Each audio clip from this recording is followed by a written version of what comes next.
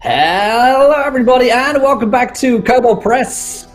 How is everyone doing tonight? Let me find a screen that's light right now. I am shrouded in darkness thanks to my cape invisibility and the fact that there's no power right now. But hey, I'm here and we're playing. It's been 2 weeks now. Last week it was a really fun mini session with me, Dan, and Birdie. Played for about 2 minutes, and then we left. But we're all here now, and that's the important thing. And nothing bad has happened in the narrative that we need to be all concerned about. But I'm certainly pleased that we're all here. It was going to be messy if we were down a tank or a healer. So hopefully, fingers crossed now, things will go a little bit better for us. But let's get around to casting the crew.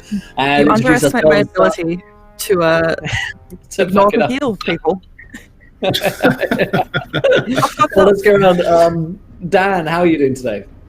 Hey, I'm great. I'm just remembering that this party is super split at the moment in the middle of a burning keep, and yeah, we'll see how it goes. I'm ready to do this.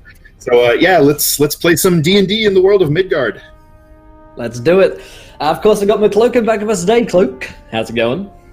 Oh, it's going great. I had 2 weeks to really kind of think about, all the, how everything went so smoothly and according to plan, and nothing's on fire. It's not proven it's on fire.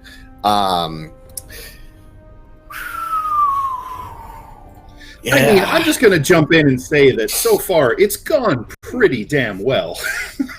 It has gone pretty damn well until I opened a door. Yeah, the very last door, I would like to add. Things took a turn. Things took a very bad turn 2 times in a row. But you know what? I'm playing Cloak or Gnome Ranger, and shit's hitting the fan. Fantastic stuff. We've got Scarlemoff back with us today. Scott, how's it going from your travels? Hello, I'm back. I don't know what day it is, what time it is, where am I, what have you done with me? I am back playing Rowan, the Ravenfolk Cleric of Wotan. What was that about setting stuff on fire? I'm sorry? No, what happened? It's fine. Wouldn't worry about it. It's not going to affect you. It's not going to go into You'll find out soon. Oh yeah. Just follow the scent of burning feathers. It's fine. It smells like chicken. You'll find me. Oh, fantastic stuff! And of course, we got Birdie back with us today. Birdie, how you doing? Hey, I'm great. I am definitely the one that set all the fires. I apologize in advance. It'll be fine though. Everything's gonna be fine. We have done really well. Like, we've killed a bad guy and have, Edwin escaped with some shit. It's fine. It's true, we did. So I'm looking forward to seeing how Tilly and Rowan are able to get us out of this mess now that we've gotten ourselves into it. But yeah, I play Landis. He's a Gearforged Warlock and he's out of spells. Yay. Yay. Because that's how warlocks do. Just time to short rest in the fire. Yeah, quick little short rest in that burning village that we've left behind. Oh dear, well, we have Sibley Jackson back with us today. Sibley, how you doing? I'm good. I'm like recovering from a day of con press strips. Prep stress? I don't know. So, sorry for the boxes and stuff in the background and mess. But I play Tilly, our resident dwarf. She has no idea what she's doing now or any other time, but we're going to have fun figuring it out together. You and us. Chat, please give me advice in chat. Thanks. Bye. Oh boy, well... Yes. Just try and go really fast, and you can clip through the wall and get through the dungeon. Yeah, I've got short legs. They're powerful, but they're short. Yeah, great. We're going to speed run the Citadel. It'll be fine. Right, yeah. Oh boy, well, as for myself, I'll be playing Riodan, the Dampier Paladin, who's been having a good time smiting heretics for the past couple of hours. Although he has burned a couple of spell slots on using those smites. I've got a couple in the bag just in case anyone needs to be smitten. He's ready to get out of here. And he was a little bit conflicted last time on whether or not to save everyone, but it's turned out for the better, I think. And everyone's going to be happy. So I'll hand back over to Dan to maybe give us a little recap of what happened last episode in the show and take us into tonight's episode of The World Tree Burns. Sure. So last time we left our heroes, they were spooking around the Citadel, the sort of government and military center of the free city of Zobek. They were on their way in there to rescue. They'd made their way in to rescue their friend Glaz, who had been captured by an order of holy and do-gooding knights who worship the sun god. And when they found him in his cell, all they found was an inky smear of frigid darkness, where lurking within it was an aberrant creature with one massive eye that could stare into your soul and apparently rot your flesh with its gaze, as we learned later. Isn't that fun? However, that horrible creature was being somehow puppeted or controlled by a sentient magic ring that Glaz once wore, known as Walker. And Walker's voice has been issuing through this creature, for the most part controlling it. Sometimes some of the creature's impulses take over a little bit, but it's been fine. And it warned them that all of Glaz's magical items that he had carried, including the relic of void magic, the pages of the Nullifier's lexicon, were taken and being studied by a mage in the employ of the knights, and that it was imperative that they recover those things and not leave them in the hands of anyone who might misuse them. And so, taking that advice to heart, the party split up, as is always wise, because some of their comrades, their friends from the Silk Scabbard, were arrested by the Knights of the Undying Sun. And so Tilly and Rowan have taken a stolen key pilfered by Cloak and the imp Edwin to slink through the dungeons using Rowan's ability to become ghostly and insubstantial, to make her way through the bowels of the dungeon and unlock the cages to release Kaja and the other workers from the Silk Scabbard, the other worshippers of Morena that followed Riodan, and get them out before they are questioned or executed by the knights. Meanwhile, the rest of the party went upstairs, following the uncanny insight of this strange aberration being puppeted by the ring, to lead them to where the Nullifier's lexicon wait. They got themselves into a deadly pitched battle in a library with a wizard and the paladin that Cloak witnessed arresting the Morena cultists some days before. And so long story short, there was much carnage. There was a hell of a lot of fire, including a still burning wall of fire through the middle of the library, rip books. And Edwin the imp, I believe, had been tasked with taking Glaz's stuff, which was thrown into Cloak's handy haversack, out the window, invisible, and just making off with it to make sure that if anything just goes to hell, at least that stuff gets out of there and the wrong people don't have a hold of it. So that is where we have left ourselves off. You can hear shouts of alarm beginning to ring through the upper levels of the Citadel as the library is now fully and impressively ablaze in the night sky, lighting up the hilltop in the center of Zobek. You can hear alarm bells, you hear shouts of distress, panicked calls of fire, and the tromping of booted feet in cold stone castle hallways. But before we jump back into our library burners, we're going to jump down into the dungeon where Tilly and Rowan are making their way through to find the cells where the Morena cultists have been kept.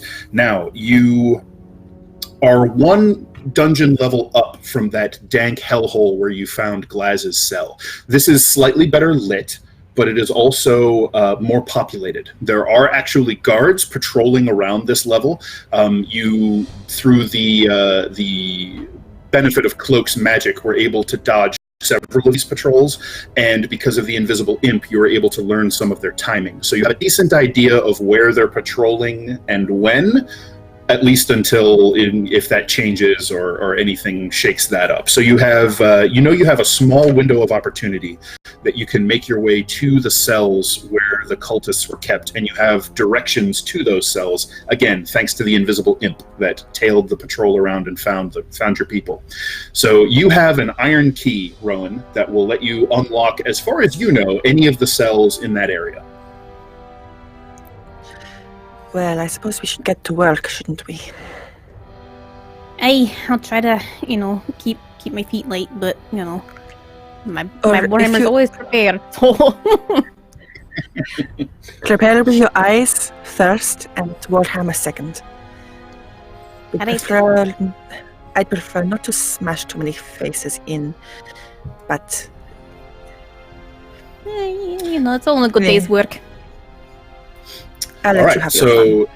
So is your plan to both head to the cells and try and get them back out? Yes. All right. I would say that Rowan will take the lead and be definitely on watch as we're going, but is planning on leaving Tilly at the back to keep watch. Okay, so when you say take the lead, do you, how far ahead of Tilly do you want to be? Just first in line, or do you want to go a good 20, 30, 40 feet ahead of her, that sort of thing? She wouldn't go further than 15 feet. Okay, so still basically close together, just you're heading up first. All right, so why don't you both... on the back. Okay, so why don't you give me both of you a dexterity stealth check, and since you know, at least for the moment, you have accurate timings on the guard patrols because of the imp scouting, so I'm going to give you both advantage. Tilly, that will cancel your disadvantage for heavy armor, so you get to roll straight up. Okay. Oh, that was a good first roll. So the first roll was 22. We'll see if I get a 20 though. I got I'll 17. go with 22. 17, Tilly? Mm-hmm. Okay, so did you beat your 22, Moth? No. The other one was a natural one, so. Thank God for advantage. All right, so the 17 and the 22, that is more than enough for you to gauge the patrols that are wandering around this. It's not terribly confusing, but there are some sort of gridding hallways that cross over one another. So if you happen to walk past at the wrong time, you might be in direct line of sight of some of the patrolling guards. But you managed to time it properly, and though a few times, Tilly, you do hear them coming behind you, since you're holding back and keeping an eye and an ear out behind you, you are able to evade notice. You make your way through the cells, and again, these levels are much better lit. There are lanterns and torches at more regular intervals, so even in the areas where they're essentially just dimly lit because the torches are spaced far apart, both of you have dark vision, so you can see just fine. You're not suffering any penalties to your visual perception at the moment.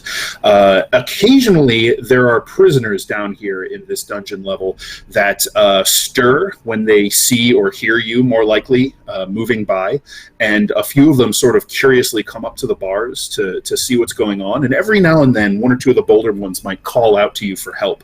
Are you paying them any mind, or are you just focusing on finding your quarry? If it's okay with you, Moth, I feel like I would want to keep moving. I mean, if we stay when they call, if guards come to where they're calling, they're gonna see us anyway, so keep trucking. Even if we have to whisper things like, "We'll be back." We're not gonna be back, but we'll be back, Rowan would not want to tangle with some of these others. All right. So for the most part, yeah, I mean, there's just sort of a cross section of criminal element who are down here. So you all make your way through the hallways, relatively stealthy. Tromping along in full plate is not exactly quiet, but you're able to manage your sound and avoid where the guards are to hear you. So as you come around a corner, you recognize that you're coming to the area where the imp described your friends being held.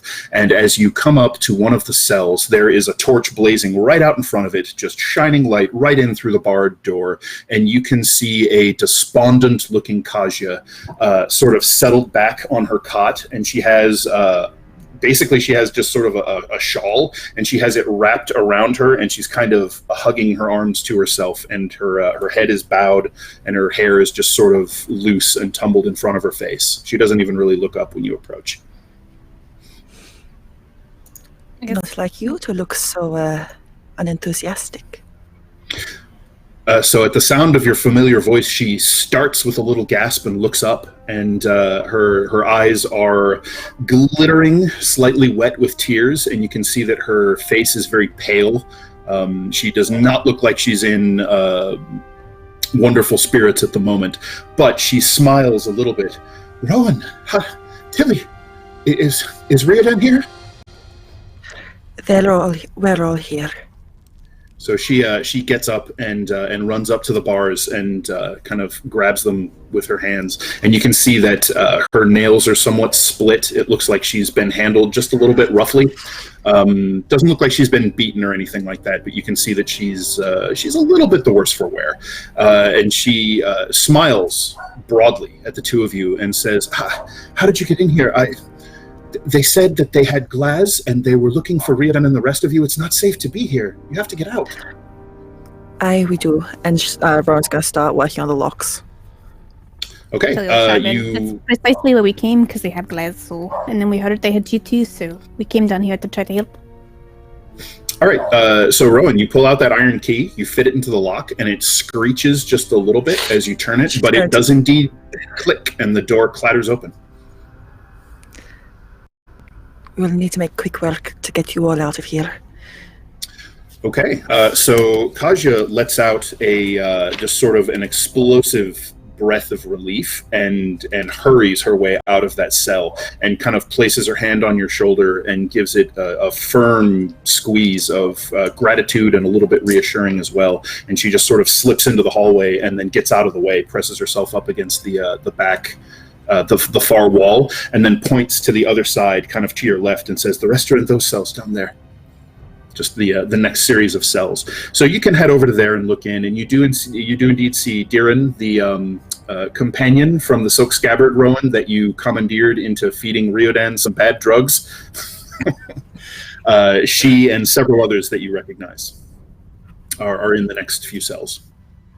And you can make quick work of the locks in the door with the key that does indeed open each of them. And she's going to try and lessen the screeching as much as possible. Okay. So knowing what to expect, you can just be a little bit more careful in how you manipulate the locks, and you're able to open them without any undue noise. It is still a little bit loud because it's a clatter of big iron doors, but no screeching and clanking or anything like that. Okay. All right, so they all just basically come pouring out of these cells as you open up the doors. And so Kaja sort of immediately heads over to them, pulls them together into a group, and without even really saying anything, they just kind of fall into line around her. And she turns and sort of takes charge of their little number and looks at the two of you and says, "All right, do you have some plan to get us out of here? I assume we can't just walk out the front gate." Not out the front gate, but we'll need to get back to the rest of the group, I believe was the plan. And then go back in the way we came, I suppose. I mean, it seems like the safest way, surface route. Yeah, I believe your guys' plan was to just slip back out through the cartways the way you came in. Yeah. All right, so you can lead them back towards that stairwell, that dark, dank, mossy, mildewed stairwell that leads down to the bowels of the dungeon, where, as far as you know, there was maybe only glass being held at this very moment. So I will need one more dexterity stealth check from you. Okay. And once again, you get to make this one with advantage. So Tilly, you're straight up. 21. Nice. Hey. 20. 20, and the Silk Scabbard crew have a 19 between them. So you are all able, even with this giant group of you, you actually have to double back once or twice and even hide in a cell at one point when a patrol goes by, but you are able to evade notice and make your way back toward the stairwell that leads down to the dank lower levels. We're going to flash upward at this point to the library floor. The smell of blinding. So, I believe at this point, you guys shut the door as best you could, but then there was a paladin that came barging through them almost kick them off their hinges, and now her quickly cooling corpse is laying on the carpets of the library, spraying her blood all over the room. And you were making for the stairs when last we left, I do believe. So what is your all's plan? We have the Nothic with us. You do, yes. That strange creature with one gigantic green and yellow eye is sort of scrabbling at the stones, running around on all fours, sort of Gollum style. Although, it's not small. It's easily the size of Riodan. And it just sort of swings its gaze to and fro. And every time it looks at you, now having seen what it did to that wizard, sort of just rotted its flesh off his bones, just with a look. Every time it looks at you, you can just feel your skin kind of prickle. Okay, I look at Walker Nothic. We'll call him Wathic. Okay. Is there a sound of alarms since there's a giant fire? Oh yeah. There is shouting of distress from out in the courtyard, and you can hear a bell ringing. Oh yes, there's all sorts of attention being drawn to the fact that the Citadel is on fire. As we're running down the stairs, I look at him and I was like, "Can you just let the Nothic go crazy out there as a distraction? Do you care about it?" So where did you point it to? Like you said, out there. What do you mean out there? Out in the court, because we had to come through here through a courtyard, right? No, you actually came in through the hallways and stairs of the Citadel itself. Okay. But so the library, you're up on, I believe, the 3rd floor, and there's a balcony that is kind of overlooking the courtyard. Balcony and windows, many of them that blew out when the wall of fire ripped through and started spilling its deadly heat throughout the room. Oh, we need to get back to the dungeon now. But that's not a bad idea if the Nothic can distract them, run down an opposite way. Maybe everyone will think it's just the Nothic that's been causing all the trouble. Yes, that's my point.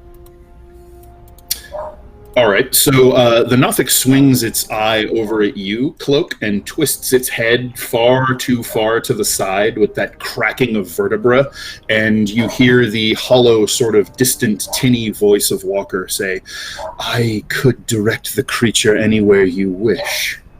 Do you want me to send it somewhere now?" Let's get to a point where we need... Let's try to sneak the best we can, and then if we need it as a distraction, let's do that. And then I'm sure it can get away or whatever, or kill a bunch of fucking people.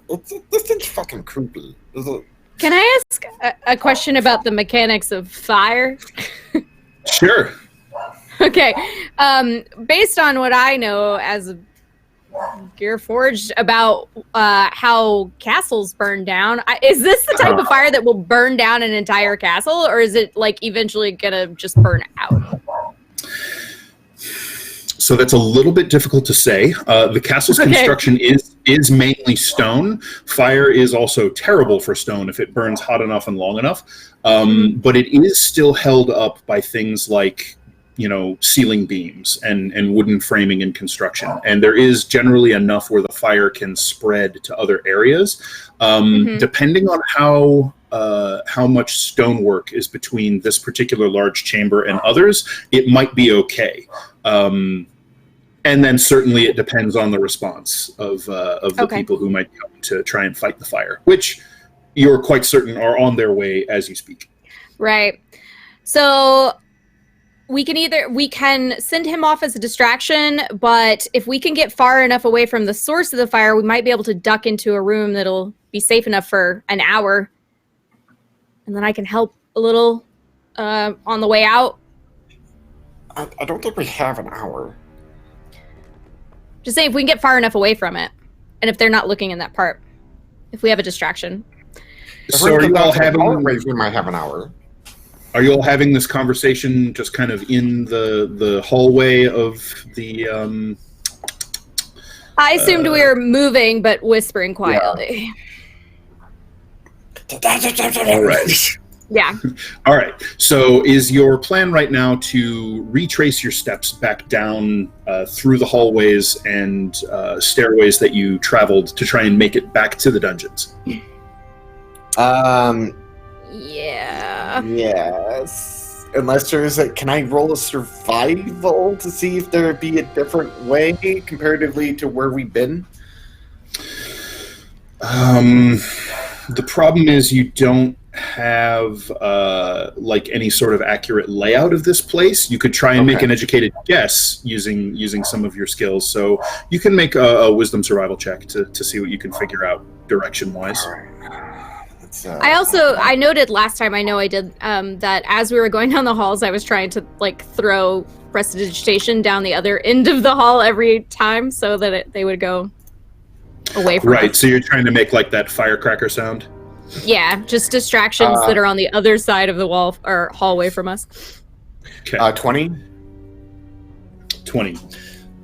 So the way these things are usually set up, there is likely an alternate route you could take. Maybe even if you go down just one floor, you could scoot to a different stairwell to enter the first floor at a different area and then make your way to the dungeons from there. So you at least wouldn't be going directly from the library to the dungeon.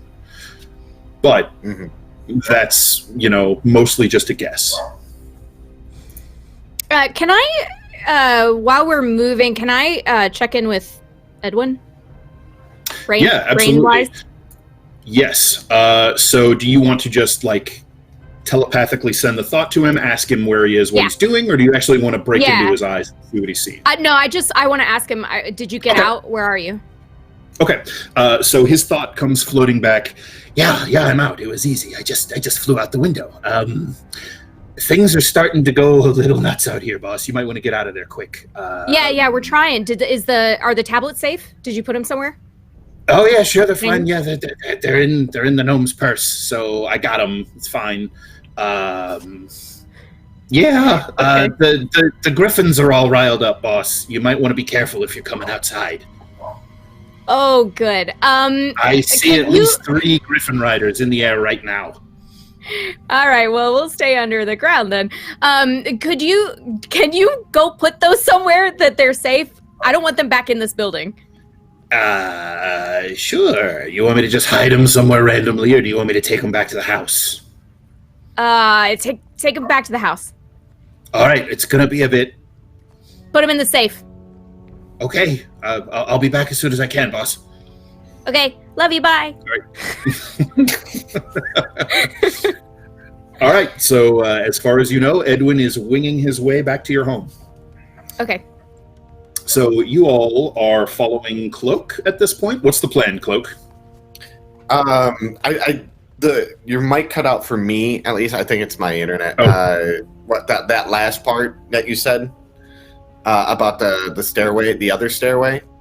Oh, right. So you could, if you were, say, to go down to another level, as this particular area seems to just be the library, you'd have to go up another floor or down another floor. You could navigate to a different stairwell and then find your way to the first floor and sort of make your way back toward the dungeon by a slightly different route, so you're not coming directly from the library. Yeah, I'm wondering is that the sort of thing you were wondering about doing? That was something I missed. I think we should go back the way we came, because I think there was less traffic there currently at the time. Because we went by the barracks, and then the barracks was in the dungeon, wasn't it? The barracks was actually out of the dungeon on the first floor of the Citadel itself. Yeah. So was that the main barracks or the little satellite barracks? No, the main barracks. The little satellite you found was basically just like a watch post that they had sort of built for themselves down in the dungeon level. Okay. On that note, I think we should just go the way we came, because I don't remember seeing many people that way. Well, there were plenty of people. Edwin just got us around them. Edwin got you around them, and you had Pass Without Trace up. Yeah. So you were able to We slip could past try them. the other way, but it's going to take a little bit longer. If it's safer, I mean, I'd don't know rather if it's deal with less safer. people. That's the thing. I don't know. I don't know this place. But do you think it'll get us out of here? Both ways will get us out of here. I don't know how many people we're going to run into along the way. I don't know. I want to go the long way. Okay. So your plan is to go the long way. All right. So I am going to need the 3 plus the Nothic of you to make me a group dexterity stealth check. This time I don't believe you have Pass Without Trace up. Is that correct? No. Nope. Yeah. All right. Will is... I'll go ahead and make a check for Ryodan, as Will is having technical issues. He's just very engrossed. How do we do there, Cloak? At 20. Oh, shit. That's going to help. I was afraid that was going to be a 1. I got an 18. You have an 18? Okay. All right. Yeah. So my total is 26, I believe. Yeah. 26 and an 18. All right. So between the two of you... all right. Between the two of you, you hear a booming voice coming down one of the hallways as you're making your way around the second floor. You slip down one level and out into the hallway instead of continuing down the barracks, which is probably a good thing, as you can hear booted feet tromping frantically coming up from the first floor, and you can see steadily growing light of a lantern or a torch that clearly people are running up the stairs carrying their light with them. So you're able to duck out of the stairwell and basically just sprint for a short distance away from the stairs and around a corner, as you can hear folks powering up the stairs toward the fire. You hear shouts of alarm. You hear what must be sergeants or other officers shouting orders. You can hear them calling for some sort of spellcaster to try and conjure water. They're not really equipped to handle something of this magnitude just showing up as suddenly as it did, but they're doing their best to react to it. So you make your way down the hallway, and you hear, coming from the other end, sort of sandwiching you between the stairwell full of soldiers and this new booming voice ripping down the hallway. You recognize the voice immediately. It is absolutely the Knight Captain who arrested you all at the Bower. And you can hear him screaming orders, and the clatter of his plate armor sort of precedes him as you can see this golden white glow outline the gap in a door, and it begins to open, spilling sunlight into the hallway just as you duck to the side into a chamber and just gently shut the door so he doesn't hear it click. You hear him calling orders as he charges down the hallway, and you see just this golden sun glow kind of shine past the door as he goes. Cloak, did you happen to have any levels of shadow corruption that you remember? Minor, from like way beginning of season 1. All right, so that would have Yeah. burned away by now. So you're fine, no problem. It was. I so think it was you, when we're in the forest fighting the owlbear. I think so. Yeah, some of you picked up some shadow corruption. No, it was when. It was either from that or when the dude did the sacrifice thing. And yeah. Anyway, that has long since burned away, so you don't have to worry about this golden sun glow at the moment. You kind of turn around to look at where you've ended up, and you're all just sort of staring at what appears to be a bed chamber with there are several beds, so it's kind of a communal thing. Not quite a barracks, but kind of along those lines. It has almost the feel of a dormitory, that sort of thing. And you can see that there are several people asleep in bed and starting to stir a little bit from all the shouting. Okay. Slowly start making our way. Is the light past? The light is past, yes. Okay. Slowly open the door and get the fuck out of there. Get everyone the fuck out of there and shut the door. Is there a lantern by chance? Nearby? Yes, I will say it is not lit, but there is a lantern.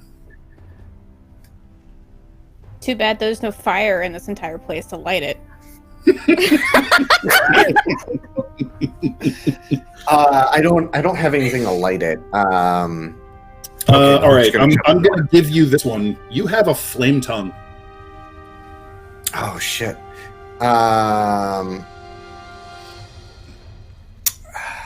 All right. You forgot about that? No, I don't want to light it because the thing is that fucking people would Fire? then. The fucking blazing like little saber sword. You know? Like, what's that over there? What do you have? A knife! No!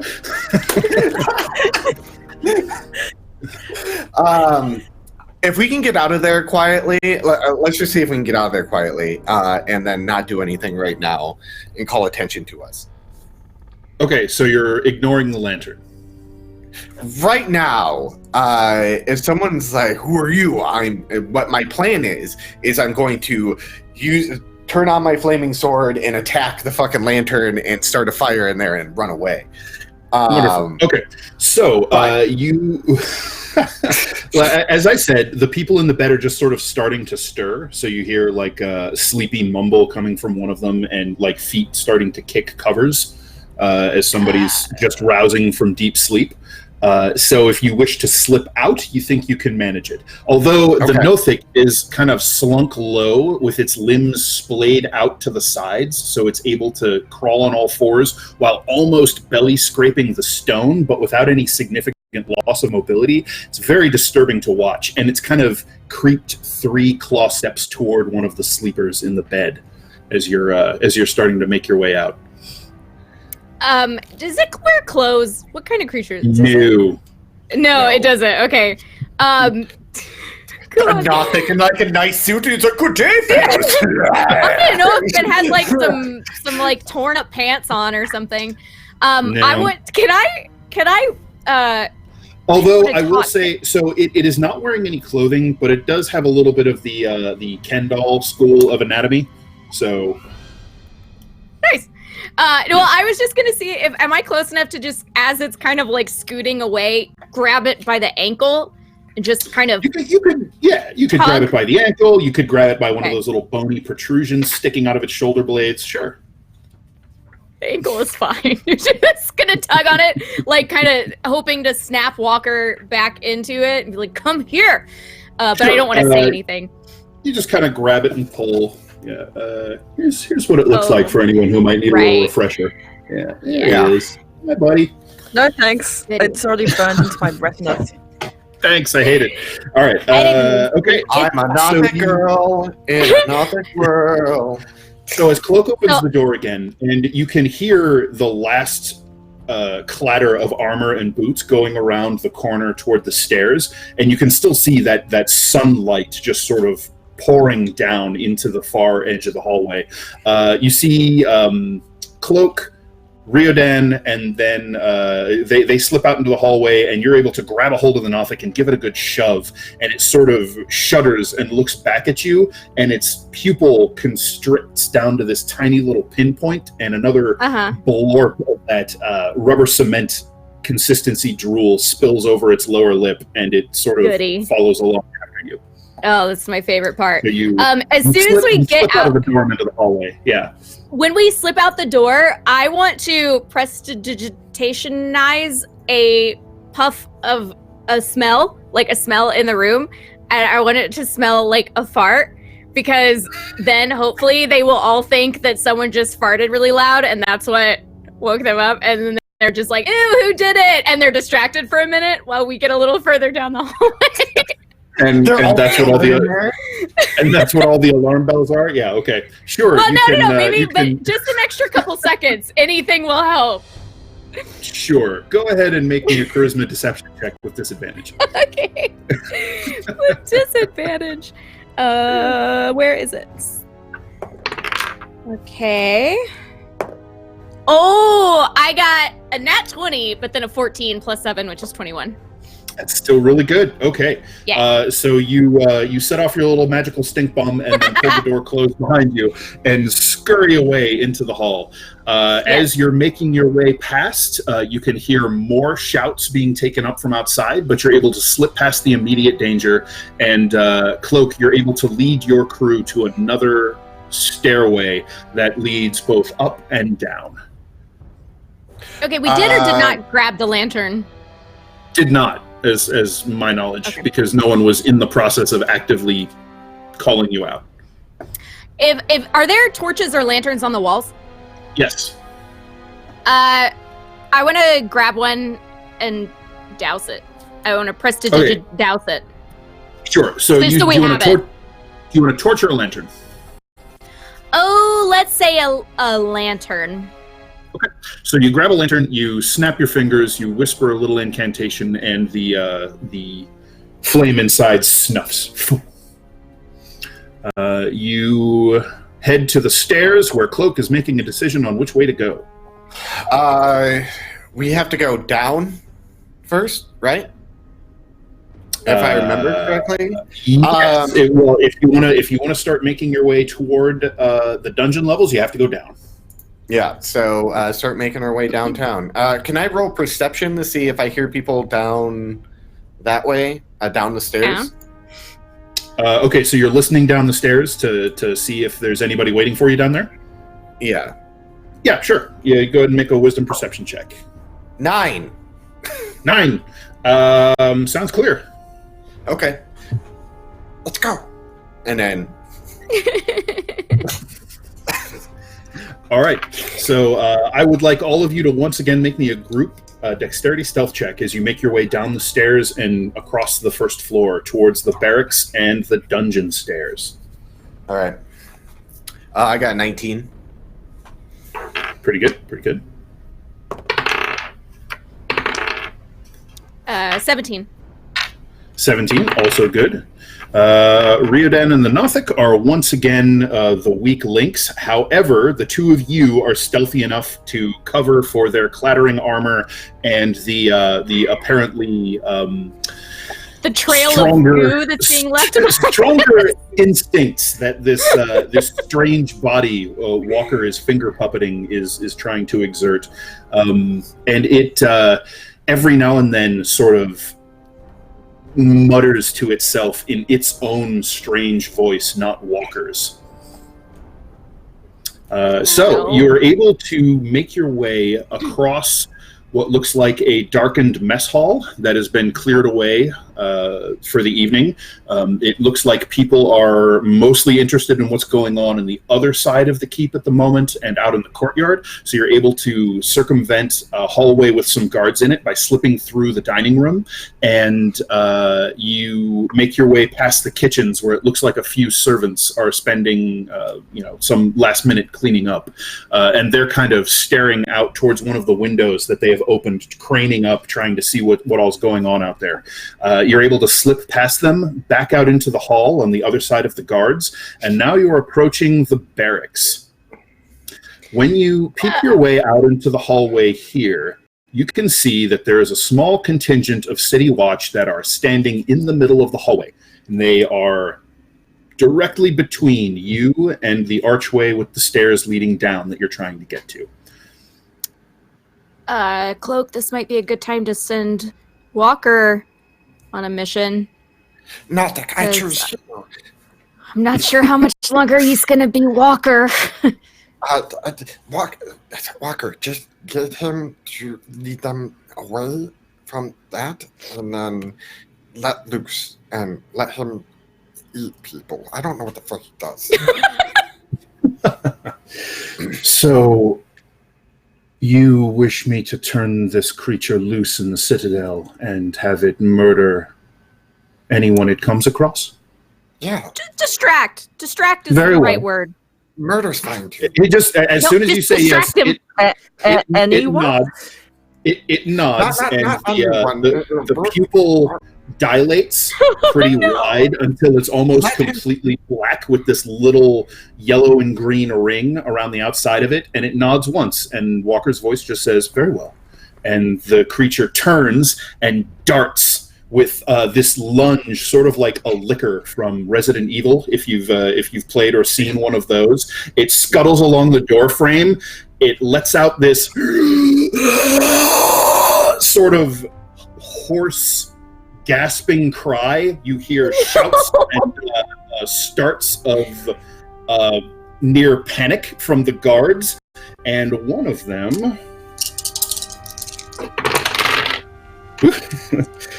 them howls in agony as his back arches in pain, his skin turns black, cracks, and just falls away from the tissue and meat underneath. He collapses backwards, and his fingers just sort of peel out of his skin as if it were gloves he was wearing. And you can see bone, sinew, muscle. His eyes are now unlidded, and he begins to very slowly and painfully die as the necrotic damage racks his body. A cry of panic picks up from the other three, who draw their blades and charge at the Walker Nothic. Okay. Okay, we need to go. Let's go. Is there like a torch or a lantern like out somewhere in this room? So in this room, there is an unlit lantern in Landis's hand. There are also several candles and torch sconces around the room, but most of them are doused. This room is basically closed up and shut down for the night. This is the dining room? This is the dining room. Yeah, the dining room is... sorry. Is there stuff on the tables, like cloths, like it looks all fancy and shit, or is it like wood tables? No, it's not fancy. It looks like this is probably another servant, soldier, staff sort of dining area. Mm-hmm. Okay. I am going to light a torch. Like, Okay. have my sword out, be like, Morgan, and No, light the torch. I can do it. Okay, then you do it. As soon as I see him start to get the sword out, I'm like, whoa! And then I press to relight it. Okay, you're lighting the lantern or one of the torches that Cloak was going to? Whatever he grabbed before he does. Okay. And then I'm setting up the torch under one of the benches or tables and running. It'll eventually catch fire.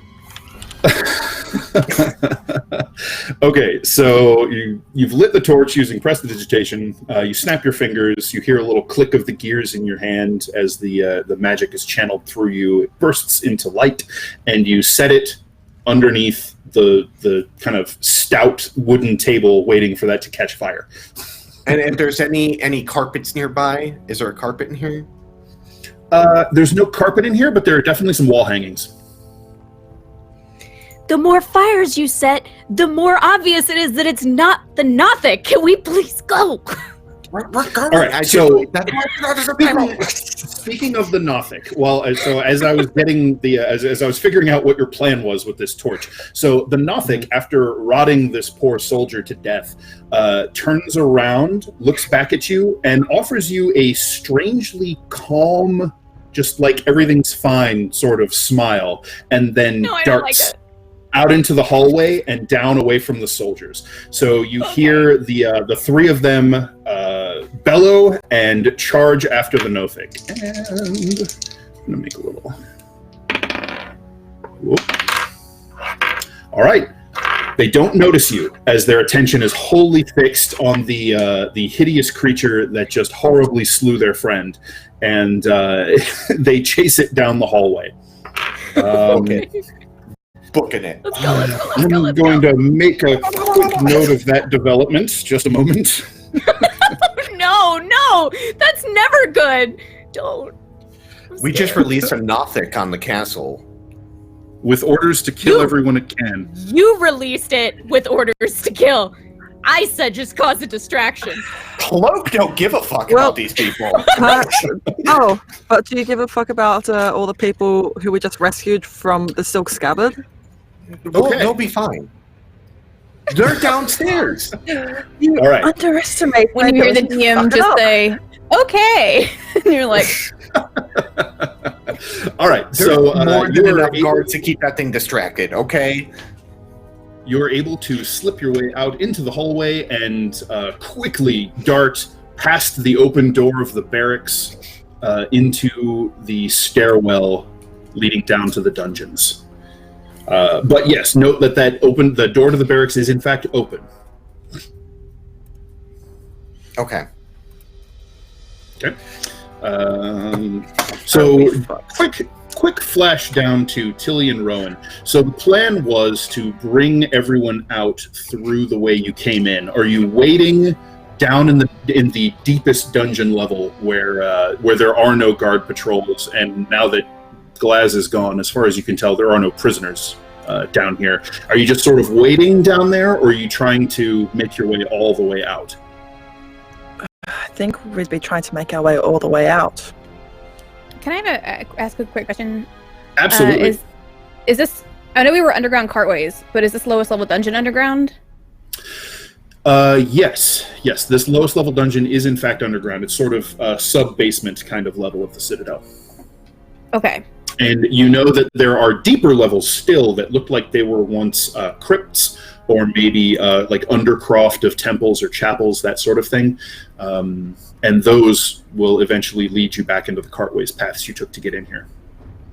Okay. The other question I have is, with all the chaos and yelling, I don't know how far we are from all of this fire and freak out and, screams of being just ripped off your bones. So, would we notice at any point by now even the faintest sounds of chaos? Go ahead. These are stone Go walls. ahead. It probably carries. They're stone walls. It carries, but, only so Yeah. far. Why don't you go ahead and both of you can make me a wisdom perception check with disadvantage and see if you can pick up on anything. Okay.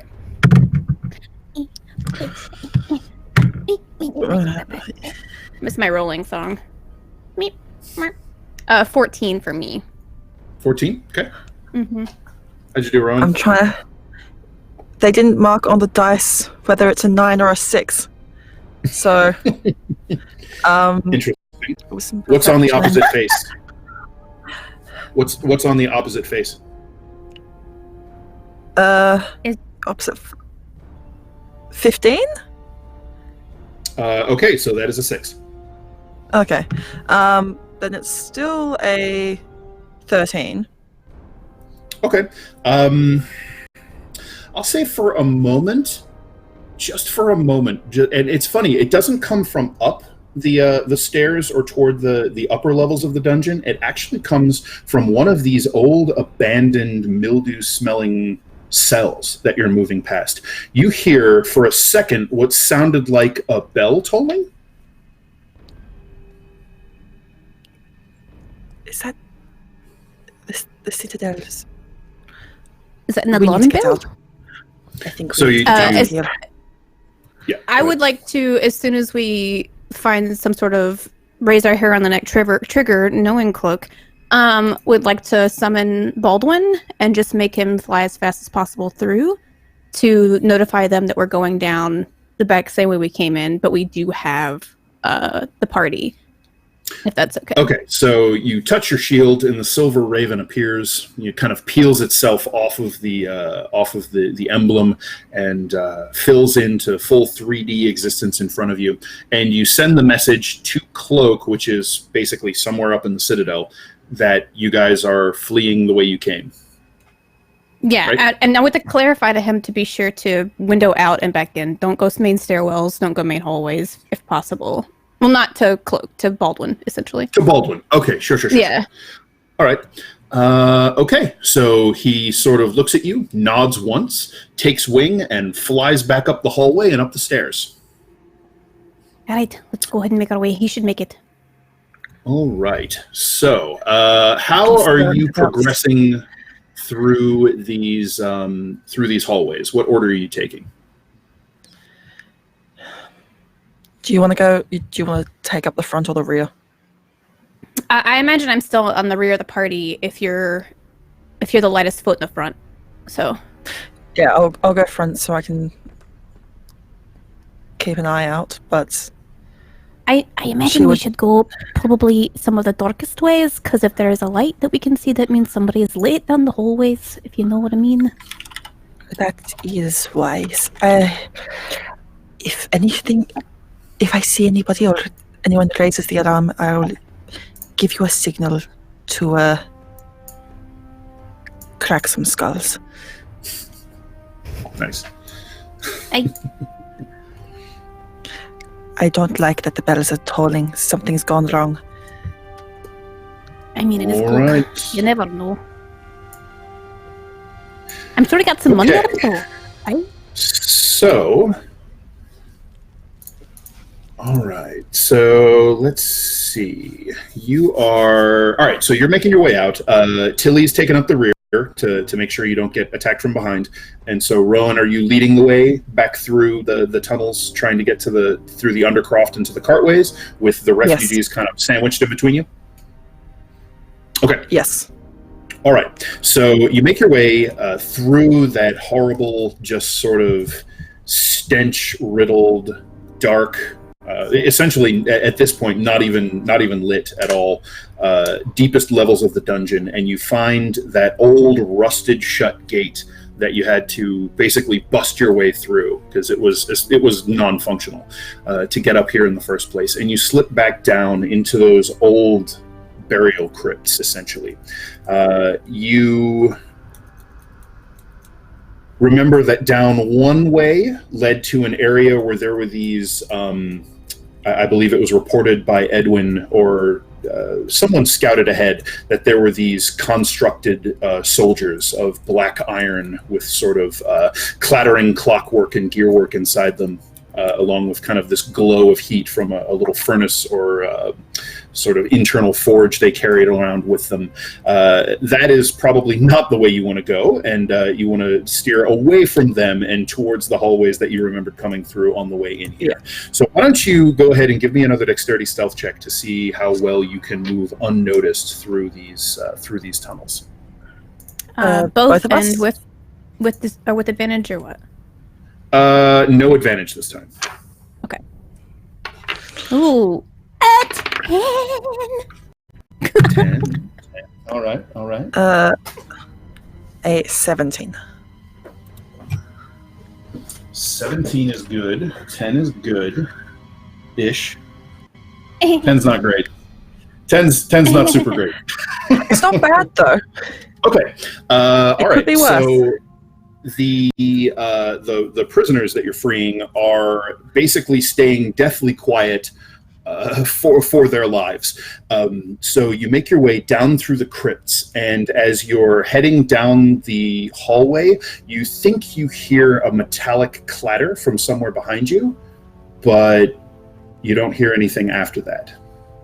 So just one sort of ka-tish clank, and then nothing. So you continue your way down the hall, sort of wending this way and that through the dusty, almost completely disused chambers and passages, making for the doors that you burst and finagled open on your way in. We're going to jump back to our library firebugs, and so the rest of you are making your way past the barracks to the dungeon level. Do you have a plan for getting past the open door of the barracks, or are you just going to try and dart past and hope for the best? Is it just one hallway, or is there a T somewhere? No, it's like one hallway. At the end of the hallway is the arch that leads to the stairs that'll bring you down, and on the left wall as you're going past is a double door that leads into the barracks. Can I hear anyone inside? Oh yeah, absolutely. I'm gonna try to stealth by the door and keep moving. Okay. Why don't you guys go ahead and make me a dexterity stealth check, please? Oh yes. 21. 21 is very good. Landis, how'd you do? Okay, I got a 6, but I'm gonna use my otherworldly patron feature to roll an extra 1d10. Oh, very nice. So that's, I believe, you're using the Dark One's own luck. Yes, I am. Okay, that is a... Is that... Oh, sorry, I got confused by ups and downs. It's a 9. So... Okay. 9 plus 6. So 15. Very good. Yes. You had a 20 some odd cloak, is that right? Yeah, 21. Riodan's 10 is not going to be super helpful, but you're able to hold up your hand and stop him before he heads across the doorway right when one of the watch commanders turns and is walking in that direction toward that little back office where Edwin stole the key. And you kind of hold up your hand, wait until the coast is clear, and then wave the other two across, and they're able to slip by without being noticed.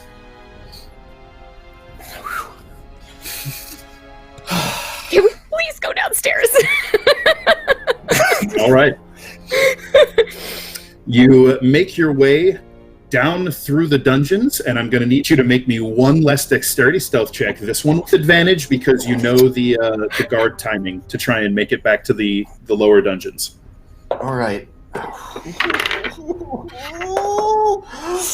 Okay, I'll it's better than the first one. Oh, I got a no. 19. I got a 16. 16 is good. All right. Did So you not you're want again able. on your other dice? That's what I want to know. I'm No, so I got sorry. a 4. I was a perfect 10 like you. I was gonna say at least you're wasting all your nat ones on these advantage rolls, so that's good. There you go. All right. So you managed to quickly make your way through the upper levels of the dungeon, and you find your way to that dark archway with the unlit stairs leading down to the level where Glaz was held. So as you're making your way through the dungeons, kind of as you're heading down into it, a silver raven with one dinged, dented eye flies up to you, Cloak, and lands on your shoulder. You recognize Baldwin, the raven that sometimes appears out of Tilly's shield. It opens its beak and begins to speak, and you hear Tilly's voice saying,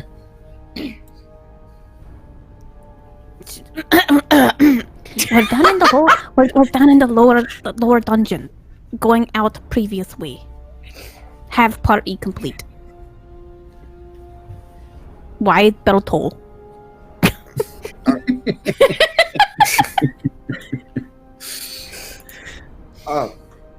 Okay, we just got past the barracks. We'll meet you down there. Does this bird respond to you? Hello?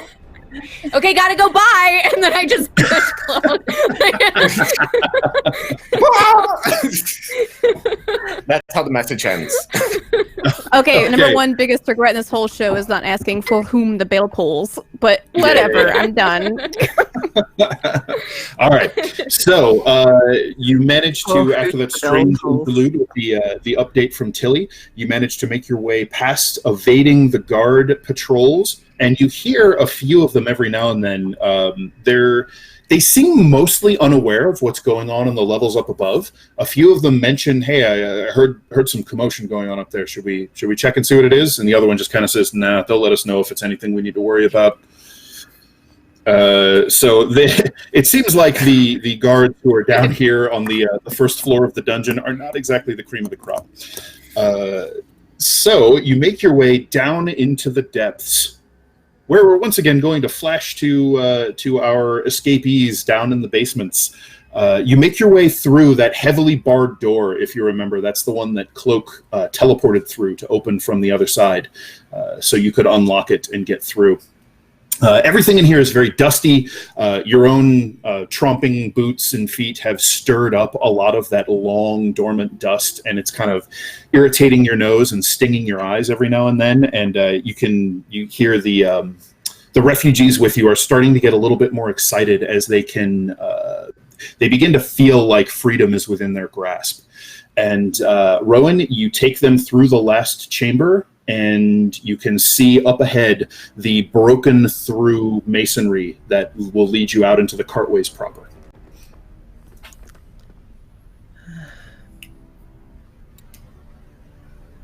Looking down there, can I see or can I get the feeling that anything is wrong or might be waiting for us? You could make a wisdom perception check. Yeah, I'll do that. Oh, now it's my turn to get in that 20. So 27. Woo! 27. Jesus. Okay. Up ahead, everything seems all right, but behind you, you hear a faint metal clatter again, echoing faintly from the hall. From where we came. From behind you, yes. Everybody through. And she's going to step aside and start ushering all the prisoners okay. through.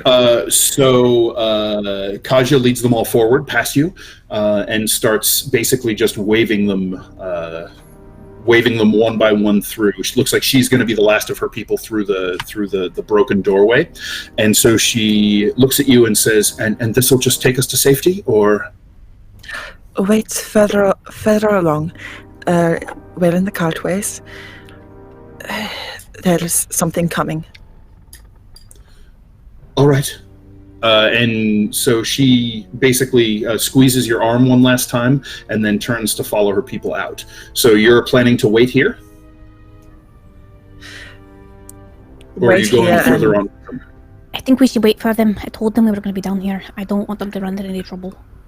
We should wait. And okay. I have a bad feeling. All right. So Kaja takes the other worshippers of Morena into the dark and around a corner past where you can see, although you can still kind of hear them talking nervously and quietly amongst themselves. What? Real quick. I mean, you could put Puff Puff with them. Puff Puff's probably with you. Puff Puff was with you guys. Okay. Puff Puff came with us, right? Yeah. I think Puff Puff was with you. Yeah. She didn't go upstairs. Yeah. I think she stayed with Rowan and Tilly, if I remember correctly from last time. Okay. All right, that's fine by me. I don't remember, so I'll go with that. Okay. If not, she teleported back to make sure everyone was okay.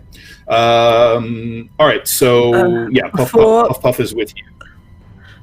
Yeah, and before Kaja goes, Rowan's just going to touch her on the shoulder and in a show of solidarity, but also to cast protection from evil and good.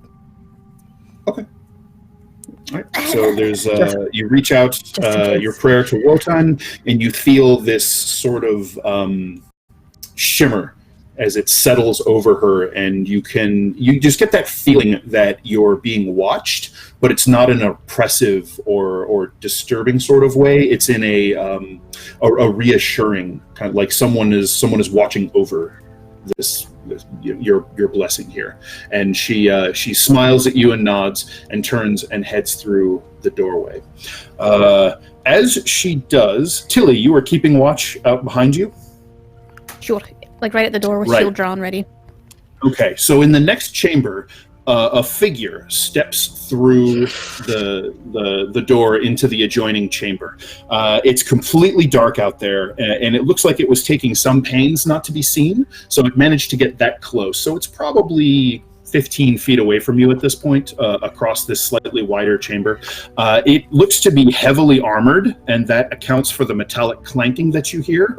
It is a bulky shouldered figure with massive pauldrons, huge iron chest plate with these spiked shoulder guards, and a helmet that you're not sure is actually a helmet because there's a deep red glow shining from inside the slitted faceplate, and this black, it looks like smoke for a second, but it doesn't really go anywhere when it billows out. It just sort of dissipates and constantly seems to be leaking this dark vapor from its back. It tilts its head as it kind of shuffles its way through the door. It's still only medium-sized, but it's very broad and heavy. And it holds up this gauntleted hand with 2 fingers and a thumb, clenches them, and in this almost shield-like plate on its arm, a massive blade slides out. So why don't we go ahead and roll some initiative? Don't like that.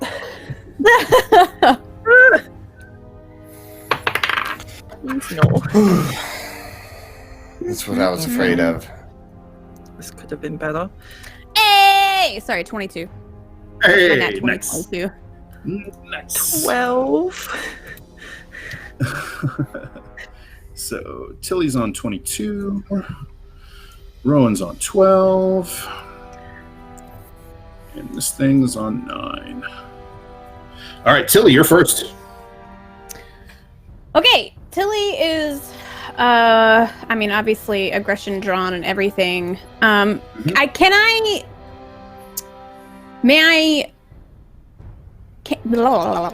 If I can't naturally see beyond this figure, if there's more, may I roll to see if I can see if there's more, if So it's a singular party? At this point, they're no longer hidden. You can see that there is indeed a second one behind this one. Okay, Tilly's gonna, over her shoulder, tell Rowan, we've got 2, it's gonna be a problem, but if they're coming this way, we gotta send off.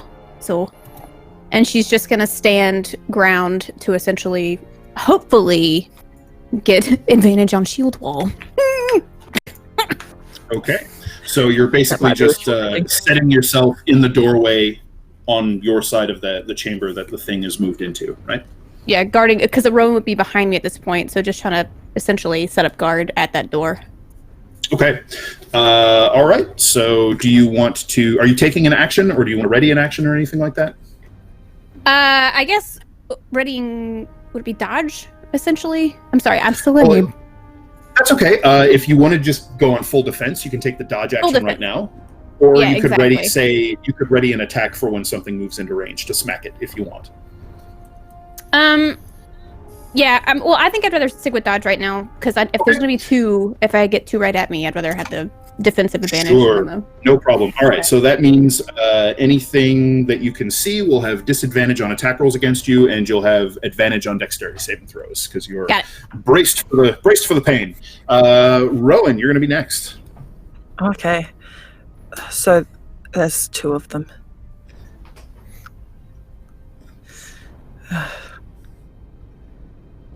I did not want this to happen. She's going to utter a prayer to Wotan and summon a Guardian of Faith. Is that concentration? It is not. Oh, cool. So where are you putting the Guardian? Right in front of the first creepy walking suit of armor. And remind me, it doesn't actually take up a space, but when anyone moves to a space within certain range of it, it attacks them. Okay. All right. So yeah, the unoccupied space. Right. It So that occupies shimmering, does it say it is a physical thing, or is it just here? Let me.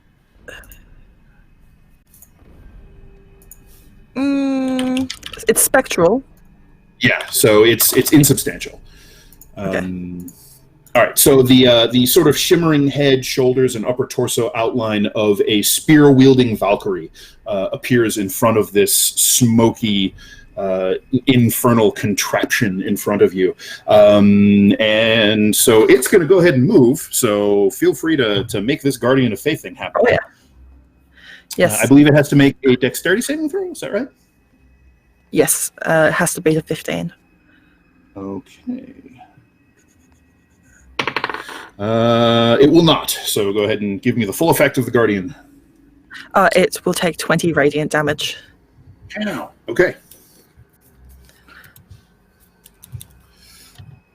All right. So the Valkyrie drives her spear forward, gouging into the sort of the shoulder joint of this thing, twisting the radiant spear and ripping it out with a flash of white light. And this tortured, sort of enraged scream of pain echoes from out of the armor itself. That was not a voice made of any flesh and blood throat. In fact, the way this thing moves, It reminds you of how Landis moves.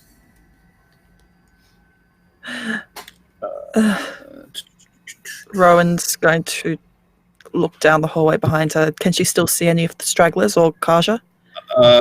So at this point, were you wanting to send Puff Puff with them, or are you keeping Puff Puff with you? We're sending Puff Puff. Okay, so you can see Puff Puff at this point, whose hackles are up, and she's down at the corner where you saw the refugees slip around, and you see her kind of silver eyes glinting in the light, and she sort of barks towards you, kind of giving you the, hey, hurry up. No, run, protect them. All right, so the creatures. As that one moves forward, it holds up its hand, and you can see on the inside of its other arm, on the inside of its forearm, there's like a dial of some sort. It grabs hold of it and twists it, and you hear gears clicking into place, which you hear echoed from the walls and ceiling right behind you. There's a clattering of gears as a portcullis of iron and brass slams down out of the ceiling behind you, and then these locking bands click around the length of the uprights and then along the floor and the ceiling. These massive cogged locks slam into place, holding the portcullis. And then they advance on Tilly. So this one... Are they advancing within 10 feet of my spectral guardian? Yes, the other one is going to have to make the check as well. So it gets a failure on its saving throw, so it also takes 20 radiant? Yep. All right. So it too bellows in anger, and there's just this flaring red light from inside its helmet, and they both bear down on Tilly. So the one that activated the portcullis is only going to get to make one attack. So he has to attack you with disadvantage with his sort of bladed slamming arm. That's going to miss. So you easily deflect that strike with your shield. The other one comes in... What's your armor class? 22. 22, damn. All right, so that one will miss. This one, however, is going to strike true. So you take...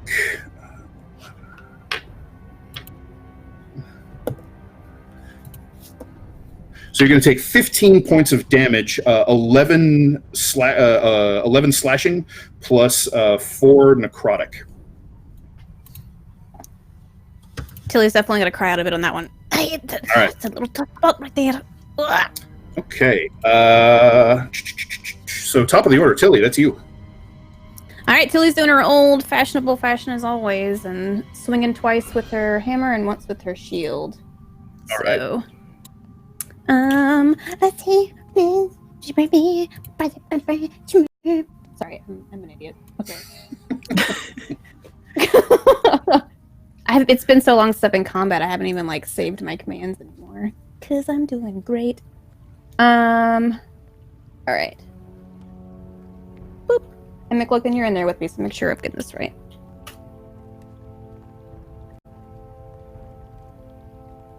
Yes. Okay, so that's a 26. I feel that you are not adding enough to that. Oh, okay. So you got the 14 plus 3 and then whatever else. What were you saying? You guys will have to forgive me. I just leveled my character, so I'm a little Yeah, it's okay. If it's only adding a plus 3 to your attack bonus, that's not right. No, it should be a plus 6 to my bonus. Oh, I hit 9. So it should be your proficiency bonus, which is plus 3 for you guys, plus your strength modifier. So your attack bonus should be a total of 8 minimum. Okay. So that 14 should be a 22. Is that what you're talking about? The last roll I did? It's a 15, 2, and 9. Oh, never mind. I was way, way far away. I was reading the wrong thing. Okay. Okay. Hi. So it sounds like you've got it figured out, Tilly. So you hit a 20 some odd is what I'm hearing? Yeah. It's a 26, but right now. But I mean, just Absolutely bear with me. Hits. Absolutely Tilly's hits. been distracted by art for a while, so. No problem. That's okay. Sorry, my chat was like, apparently the dice rolls weren't updating the whole time, so I was like halfway up, and I was like, that's not a 26. Simply forgot numbers. What's math? All right, give me some damage. Damage. This I do have copy busted. Boop. Come on. I've got 8 as my first blow of damage. 8 bludgeoning damage. All right, second attack. Mm-hmm. It's a 15. A 15 does not hit, unfortunately. Turned aside by the creature's armor. Okay, and then shield attack. We're going with boop, boop, boop, boop, boop, boop, boop. Is it 18? 18 hits. All right.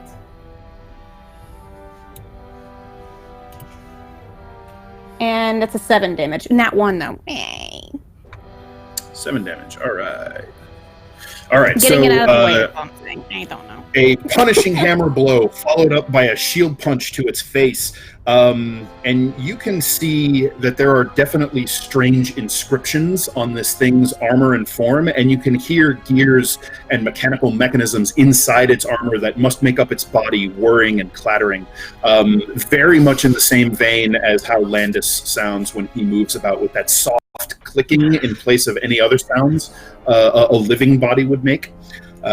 This very much reminds you of the Gearforged, but something is very, very wrong with it. Like this dark mist boiling off of it. You can feel the temperature around you has dropped about 5 degrees since these things have closed up on you. There's just a pervasive sense of wrong hanging over them. Rowan, your turn. So Tilly looks like she got quite hurt then. Yeah, she took a hit. Yeah, a little bit. The necrotics was scaring me, so. Like, what is your total hit points, Tilly? Like, what's your maximum? 87 after leveling. So I'm Okay. On a scale of 1 to 87, how are you feeling? she took 50. I smelled a fart from somewhere, and I don't know where it was from. It wasn't me. She took a 15 damage, so she's not super hurt. Okay. The Rowan's terrified now that the bars behind them have locked. No, I can't do that. What can I?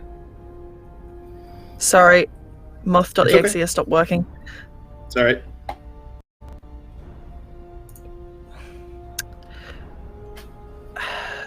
Rowan's going to summon her spiritual weapon. Okay. As a bonus action. So summoning the spear of the Rune Father. Yep. The rune-bedecked spear appears. And is going to, just gesturing, hurl it through the one that attacked Tilly. Okay. Attack it. Oh, what's that plus?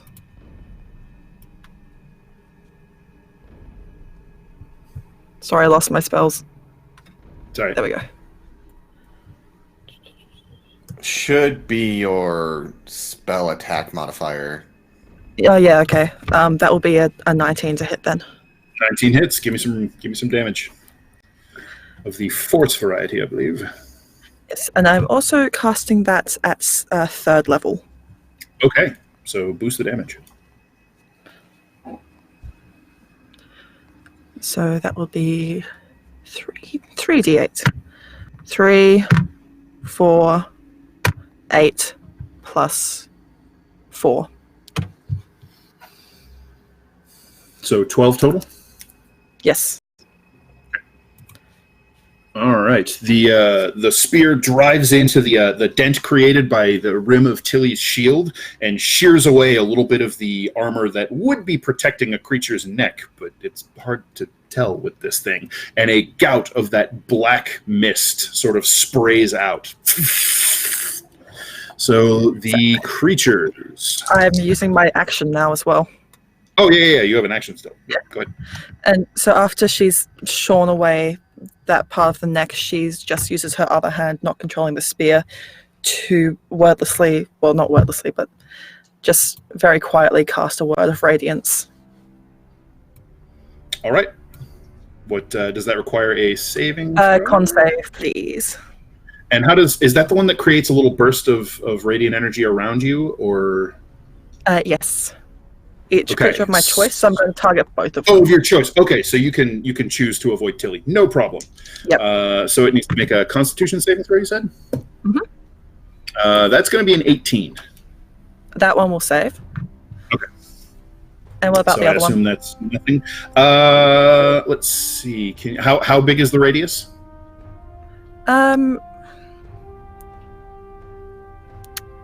Oh, it's 5 feet. Right, so you can only get the one that's closer, that's kind of right up there, because Tilly has parked herself in the doorway, so you can't quite get up to the other one. Okay. Yep. All right, so I believe that's your turn? Yes. All right, the creatures are going to strike back at Madame Tilly. Oof, I'll roll a pair of 19s for this one, so that is going to hit you twice. Great. Yes. Perfect. Do you have anything that reduces weapon damage at all? Like, do you have heavy armor, master of the feat, or anything like that? Nope. Or is it okay? So you're going to take as a kind of a combination of slashing and necrotic damage. You're going to take 19 from the first hit, and 17 from the second. The other one is going to strike at you twice. It's going to miss you once and then critically hit you with the second. Oh boy. Come take my crit job. Take my crit job. So you're going to take a total of 28 points of damage as that one drives in, punches under the That plate 28 does not last it, or all total? Yeah, well, it only hit you once, but it critically hit you. So 28 total for that one hit that got through. It drives that blade underneath your guard and punches through sort of the chain and leather protecting one of the gaps in your plate. And you can feel it just sort of sucking the life out of you. All right, Tilly is the massive arm blade. Tilly screams in a great amount of pain and then has to push herself against the wall because this one really took a hard hit on that one. So Rowan catches you. All right, so that's Tilly. Your turn. All right, let's go. She's gonna try to, like, with all of her might, reach up, swing again with her mighty hammer. Right. Oh, a 12. 12 second at 24. Oh yeah. All right, and then damage on that boy is an 8. And then left arm pushing through. She rolls her she throws with her shield. Right.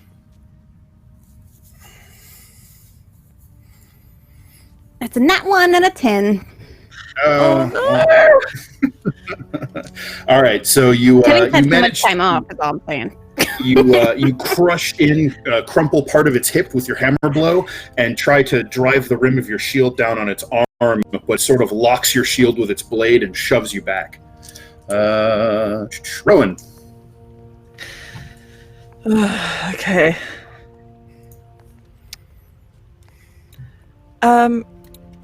Each time I use the spiritual weapon, that doesn't, if I'm moving it, that doesn't mean that I can't cast another spell on my turn, does it? Nope. That bonus action that you use to maneuver and attack with the spiritual weapon is not casting a bonus action spell. So you can cast whatever other spell you like. Okay. Rowan screams in fury and just tries to shove past Tilly as she gets out her nails and just rakes into this one that's critically hit her with inflict wounds at my final 3rd level spell slot. Okay, go ahead and make your spell attack. So to hit that one, you're actually going to have to, like you said, push past her and get into the room. Yeah. So that'll put you in harm's way. She does not care. Okay, no problem. This is grandmother's fury. All right, make your spell attack roll. That was a natural 20. All right. I feel bad. Okay, so you screech and strike out with your claws, and you rake into it, and the greenish black energy flows out of your touch into the creature. It breaks on its armor like water, and it just kind of drinks the energy in and takes no damage. It is immune to necrotic. I'm so sorry. No. Seeing this, she just screams more as she raises her hand to thrust the spiritual weapon into it, not letting go. So are you attacking the wounded one or the one that critted Tilly? The one that critted Tilly. Okay, get her. Which she is still grasping onto. Sure. So 18 plus 7. Yeah, that'll hit. Give me some force damage. That cocked. 8 plus 1 plus 5 plus 4. No, it is 18. Whew, ouch. All right. Okay, so the spear sort of whips around in an arc and drives in through this thing's back, thrusts through the front of its chest, and then withdraws. And it looks down, and there's this hellish red light sort of flaring out of the hole in its chest plate, and more of that black mist is bleeding and dribbling out of it. It looks down and then looks back up at you and tilts its head. Rowan screeches at its face and is not letting go. So it is going to tear at you with its claws and try and run its blade into your ribs. So I have a 23 and a 17 to hit you. My armor class is 17. Oh, all right. So you take 16 on the first hit. And, man, I'm rolling well. 10 and 17 on the second hit. I'm sorry. You're resistant to necrotic damage, aren't you? Yes. So 14 and 17, that's fine, but cut 7 damage off that total. Sorry, it was 16 and 17. Sorry, 16 and 17. All right, so you take a total of 26 after your resistance. Okay. Cut the 17 down to a 10. That'll be fine. Okay. All right. So it's trying to leech the life force from you, but there's just not enough of it for it to grab for some reason. Then the other one continues its attentions at Tilly, striking at her twice. Oh, but you're after being wrong-footed by that punishing blow from its partner, you spin, bash it in the head with your shield that throws its aim off, and you just kind of meet its attacks with the haft of your hammer and deflect them harmlessly. At this point, Landis, Cloak, and Riodan, you all can hear the sound of battle from up ahead as you're making your way through these old, dusty, dark catacomb tunnels. I am pulling out my sword and going Morgrim, and then charging fast ahead. All right. So as you're making your way through this tunnel into it's more of a hallway, really, through this ancient hallway into this wider chamber, you can see these massive construct-like creatures accosting your friends. If you can see that. The ones we avoided earlier? Actually, these look bigger and more impressive than the ones you avoided earlier. Oh. Yeah. So it seems that there was some sort of changing of the guard since the last time you passed through here. All right, so you can move up and attack. Okay. Which one looks more wounded? They both look like they've taken some punishment. The one on your right seems a little bit more more damaged than the other. One's on Rowan, though. One's on Rowan. One's on Tilly. Rowan's on Rowan, Rowan's on it. yeah, she's like clinging to it. Yeah. I'm gonna go for the one on Rowan because she's more squishy. Okay. And so, and all of a sudden, like you just see Cloak run up behind, and he's gonna have it. All of a sudden, his flame goes blue as he's Planar Warrior and come up and do his 2 attacks. All right, so that turns all of the damage from your first attack into force. Is that right? Yeah. Nice. So that is a what do I add to this? 19 to hit. We You don't hit. still have the bless that Riadan had given us, do we? I don't know how long that lasts. No. It only A lasts minute. a minute, so no. Oh, Yeah, that's only a going- minute? Okay. Yeah. I didn't know if that was like an Yeah. hour or something like that. No, that's good for one fight generally. Okay, cool. Perfect. So this is a lot of dice. Here we go for the first roll. This will be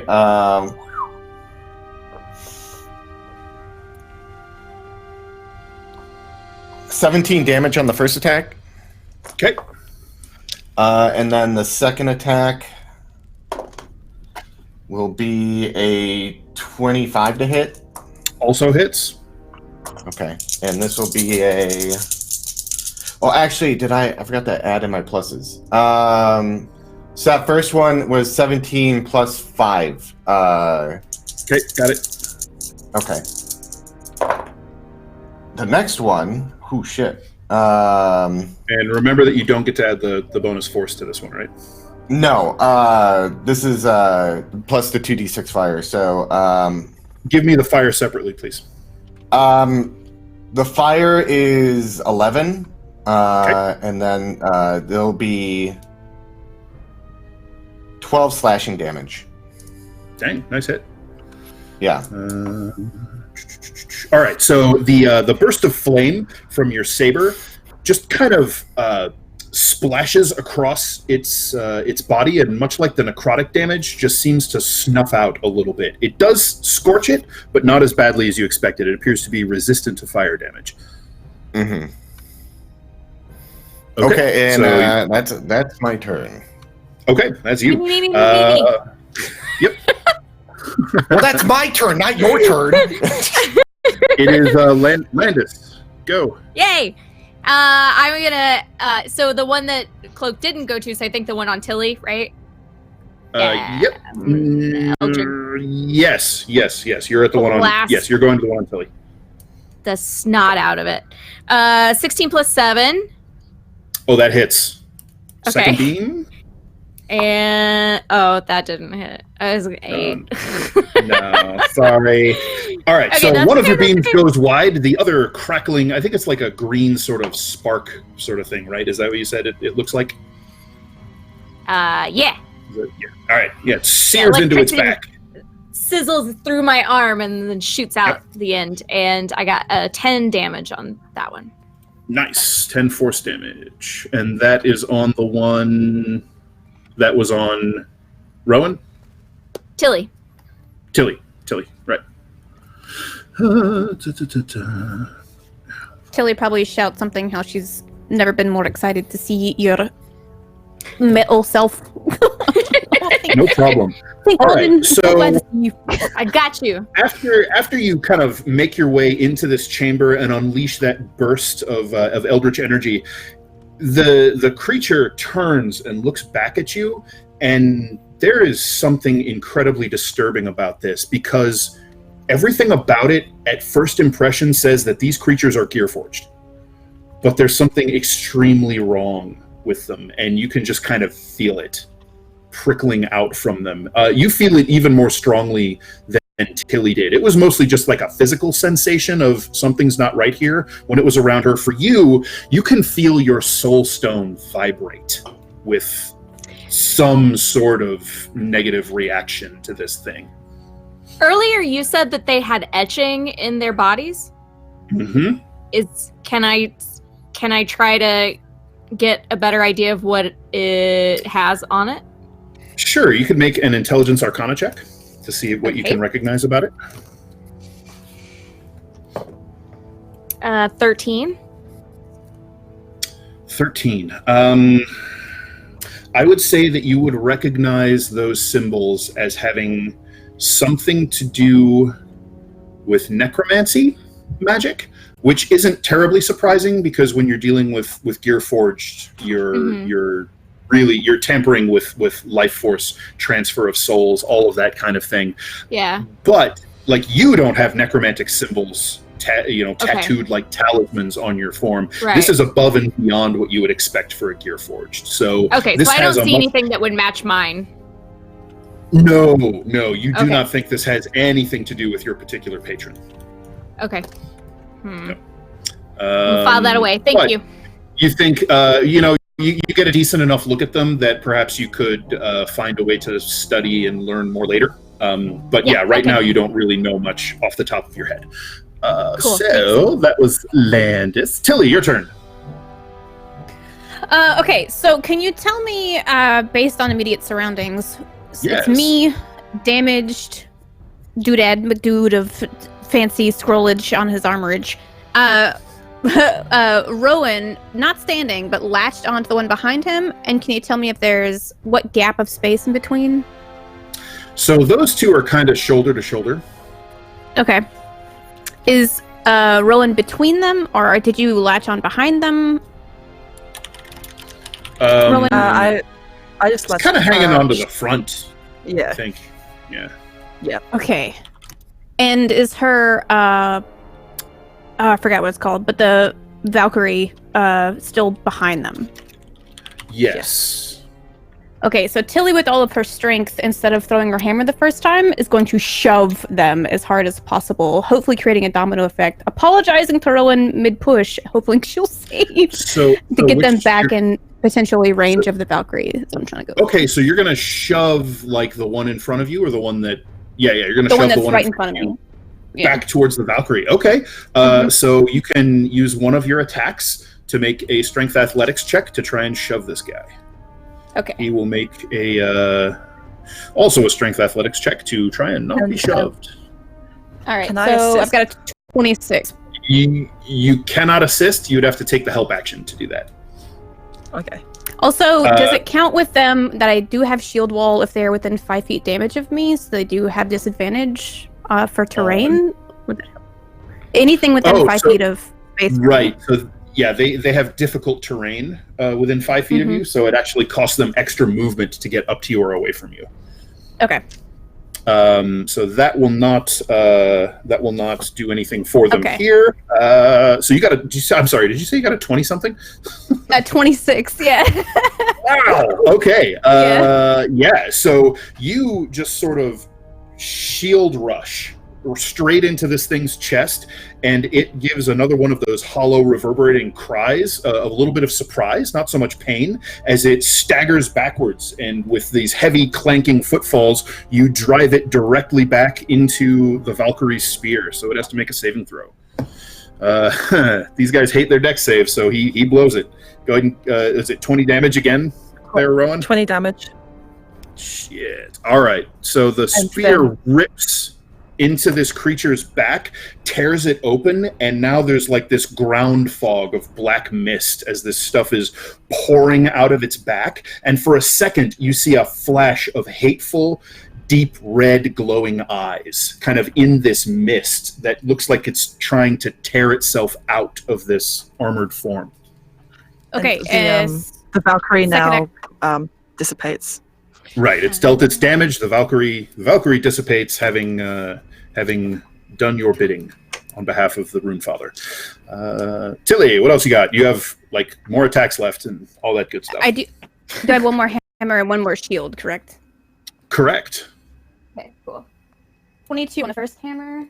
Oof, hit. And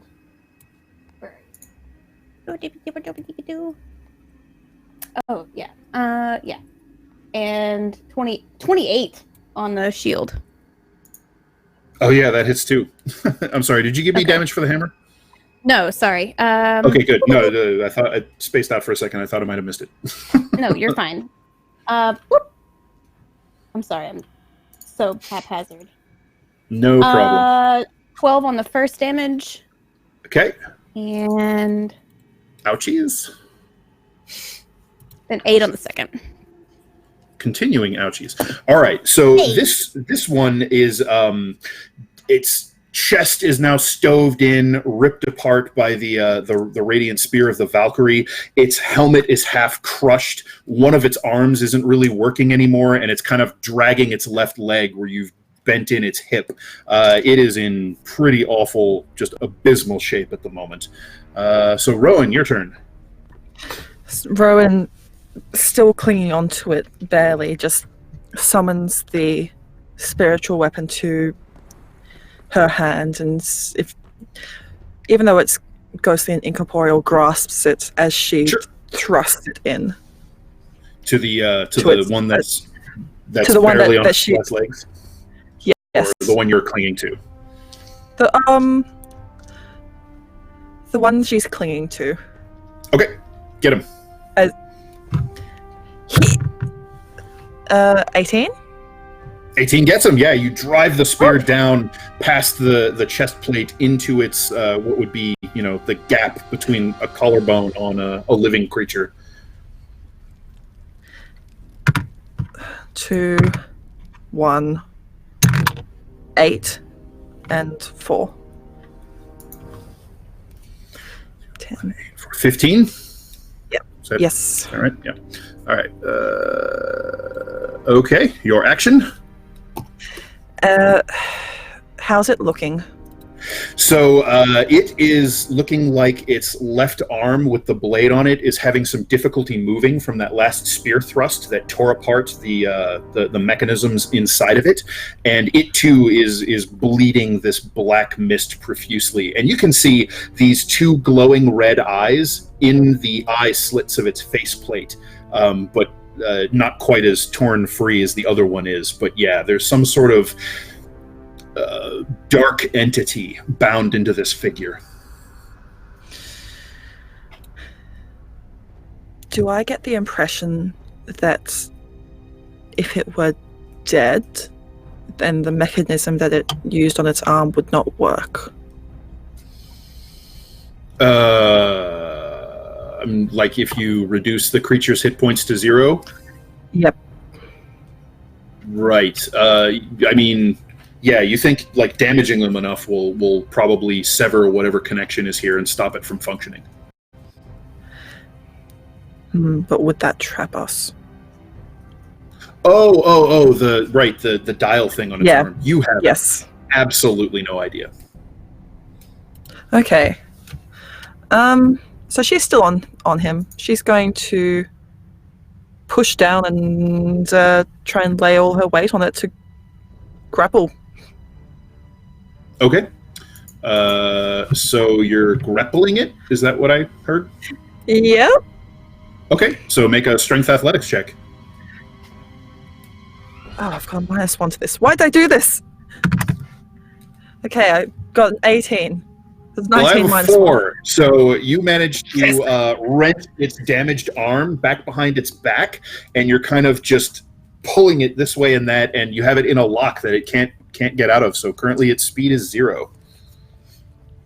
And she's going to screech out to Cloak and to Landis and Tilly, "Get it! All right. Get the dial!" So the here. creatures, one is going to... Oh, man. It's having a rough day. It's going to turn on Cloak and strike at you. Yeah, why not? That one's going to miss. 16 should miss you as well, I think, yeah? Yes.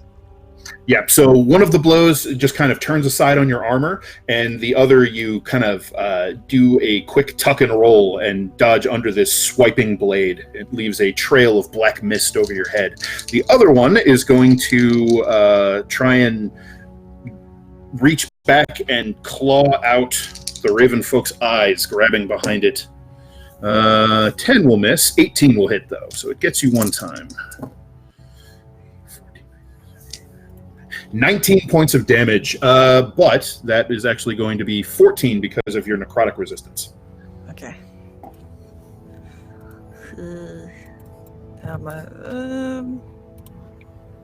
Still okay. Okay. So Riodan has been sort of holding up the rear. He comes tromping and clattering forward, and as he sort of draws out the sanguine lash, you hear it snap as those flowing liquid blood barbed tendrils sprout from the handle. As he moves into the room, a shadow drops down from the ceiling, the vaulted ceiling behind him, slips a wire around his throat, and you can see these mechanical brass and silver fingers cinch the garrote tight around his throat, cutting off his cry of surprise and pain as it slices his air and blood flow and drags him kind of back into the hallway. He starts struggling and making the most disturbing, gaping mouth movements, but no sound is coming out. Excuse me? Uh-huh. So, Cloak, your turn. Okay. What? Uh-huh. Someone jumped out and tackled Rearden? Rearden was coming into the room. Yes.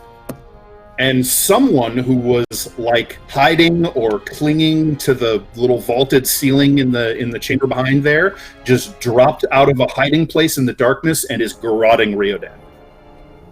And judging by what you can see, manifestation of his power being out. and judging by what you can see of its hands, it's yet another constructed creature of some type. God damn it. Thanks for reminding me about Cloak.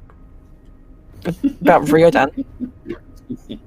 Well, I was like, oh, we need more damage, and so the two things in front of us are super fucked up right now, or they're pretty jacked up. Yeah, both of them. One way more than the other, but the other one looks like it's having difficulty functioning. If it could bleed, you'd say three it was things in bloody. front of you are pretty jacked up. Just letting you know. Yeah, Tilly. I think Tilly's pretty. Tilly, are you bloodied at this point? Oh yeah. But she's not going to tell you. She's still trying to stand really tall. So. Yeah. Okay, this is what I'm going to do. I'm going to make 2 attacks on the one in front of me using first my planar warrior.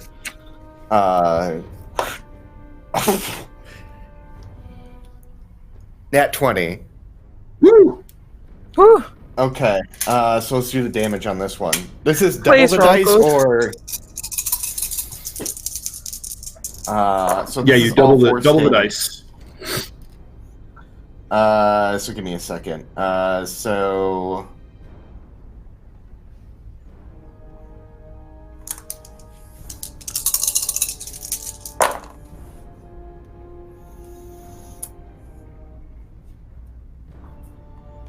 um, 32 force damage. And that was on the super wounded one, or the. Yeah. All right. So you sweep your blade kind of out at it as you finish your defensive roll, dodging under its strike. You leap up on its knee to get a little bit of extra height. Your cloak wraps around its arm to pull you up effortlessly into range. You hear a bell note sing as the blade swipes a blue arc of energy through the air, and the creature just kind of clatters to a stop. And its head rolls forward off of its cleanly severed neck, bounces on the floor. Bang, bang, bang. And that black mist that was trying to tear itself free finally wrenches free of the body. And it's a humanoid figure. It seems skeletal. 2 baleful red flames burning in its eyes, and it reaches these skeletal hands towards you as its black, wispy, smoky body kind of blows away.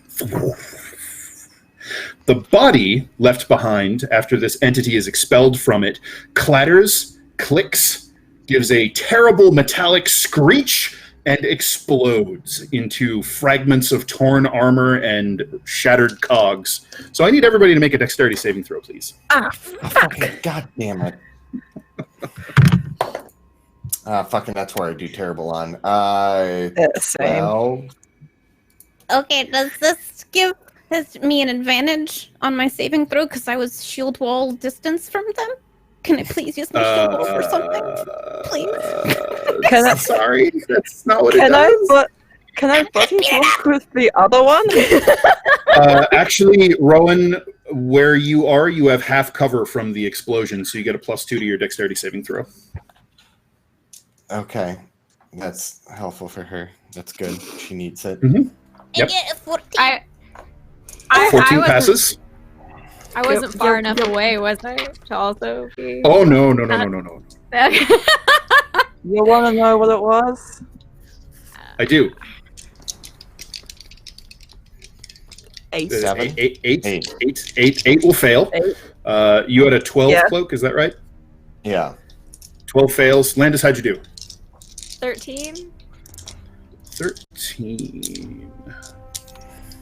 13 fails, unfortunately. DC was 14. All right. So the only person who passed is Tilly? Okay. Not a great roll, though, so good for you guys. So if you failed, you take 9 points of piercing damage, and Tilly, you take 4. 9 points? Mm-hmm. Okay. To be fair, Clove looked fucked up when he walked into the room. Uh-huh. Yeah. He was pretty jacked up, as I recall. You got the business end of a glaive and also some cold damage. So I want to say with this thing blowing up, I probably get blasted back. And then I'm going to do a little roll, and I'm going to go after the one that's corroding Reardon. Okay. So I have one attack left. Yep. I'm trying to figure out how far away he is versus your speed. Yeah, you can get to it. So you can see that there is... so this is definitely another construct. Its frame is kind of lithe and thin, whereas these were massive and bulky and powerful. And it's quick. It's incredibly quick. You can see that it has kind of a dark cloak wrapped around its head and shoulders and flowing down its back. And its eyes have this very faint bluish glow in their crystalline lenses. So you may attack. Okay. He is likewise using Riodan as a human shield. So you'll have to contend with a little bit of cover. But does a 22 hit? It does. Yes, indeed. Okay. And this will be that'll be 8 fire damage and then 12 slashing damage. Okay. And does he let go of Reardan? Not currently. Okay. All right. Reardan, look more amused.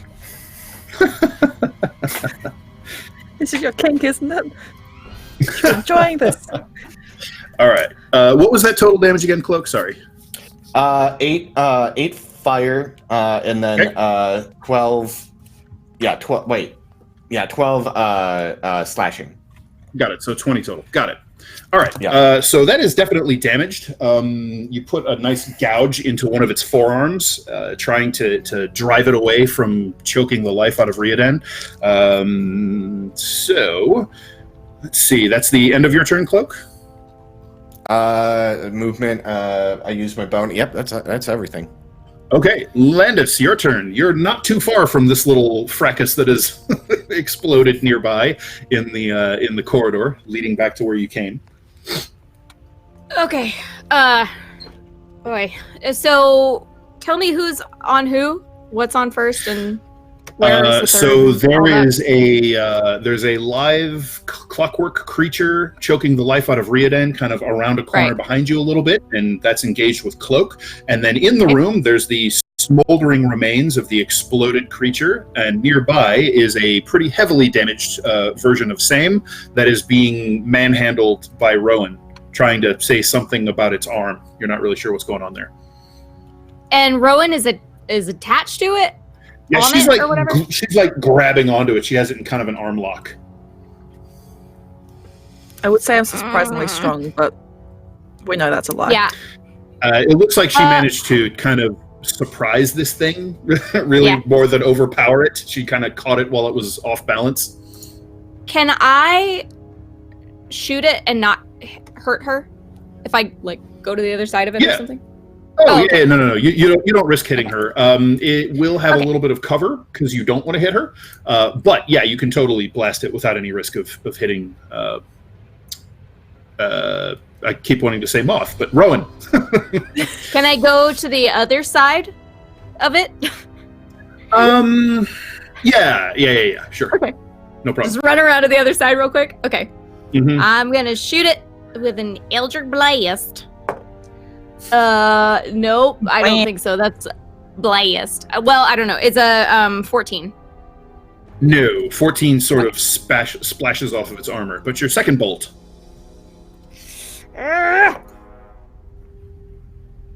It's 10. Yeah. So it kind of twists around, getting the better of Rowan for a second, and you pull your blast wide to avoid striking your friend. Can I kick it? Yeah, you could kick the shattered stump of the other one's leg and foot. You could just punt it over at it. Bang. Did she said very the satisfying thing about she said get the disc from its arm, right? Sure. Yeah. What's your passive perception, Landis? 11. 11. Okay, that's enough to see that it has like some kind of weird dial on the inside of its arm bracer there on its forearm. Okay. I'm gonna yell at. I mean, you don't really have these, but imagine like an egg timer is kind of what it looks like. Okay, I'm gonna yell at Rowan and I'm gonna say, "You need that one, or can I get the one from the dead one?" I don't know if the dead one will work. Try it. Quick. Why do I need it? Okay. All right. On your next turn, you can try to mess with the. So I mean, so the dead one is in shrapnel and fragments, just sort of all around you. So you're going to have to find what she's talking about and hope it works. So Tilly, your turn. Okay. Just going back to her same old ways, she's actually going to continue attacking with her Warhammer and her shield, just grunting the whole time because it's hard enough to take all of her strength to get it all done. 21 on the first. That hits. With a damage of... Boop, boop, boop, boop. I'm so sorry. I'm going to go ahead and just roll a second one then, if that's okay. That's and fine. 29 the second. Jeez. Wait, 29 to hit? 29 to hit on the 2 hits with hammer, if that's cool. I'm trying to figure out how you got a 29. What's your attack bonus? Here's the problem. I had forgotten my attack bonus the first couple of times I've been in this fight until this time of a +7 attack bonus. It's a +7 attack bonus. It should be more than that because your strength is 20, right? Which is +5. Yes. No, it's +6 now because I leveled it up. So I sent you the character sheet if you want to look at it. Oh, I'm sorry, I didn't see it. You can't raise your strength above 20. Okay, well, I'm going to get mad at Zach because he let me do that. Just letting you know. Yeah, you can't do that. So your strength bonus caps at +5, and your proficiency bonus at 8th level is +3, so your total attack bonus is +8. Got it. So what did you roll on the D20? Proficiency is 3, and then I've got the 7, but I also have I had the +6 for the strength. Right. So yeah, but that's still did you roll a nat 20?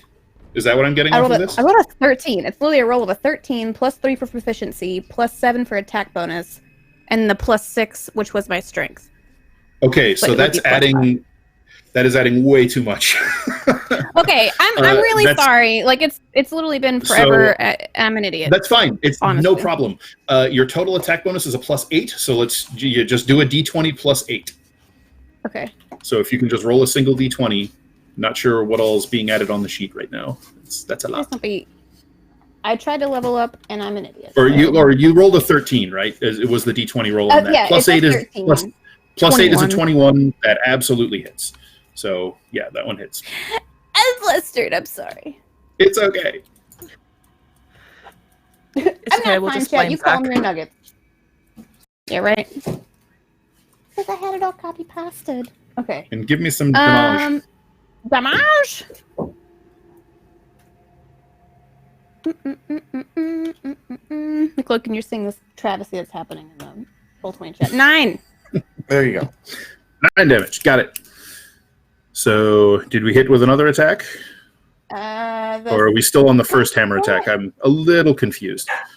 That was the first hammer attack. The second hammer attack is... D20 plus 8.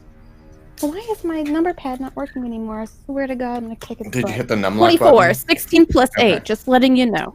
24. Yeah, I did hit Give me some more number. damage.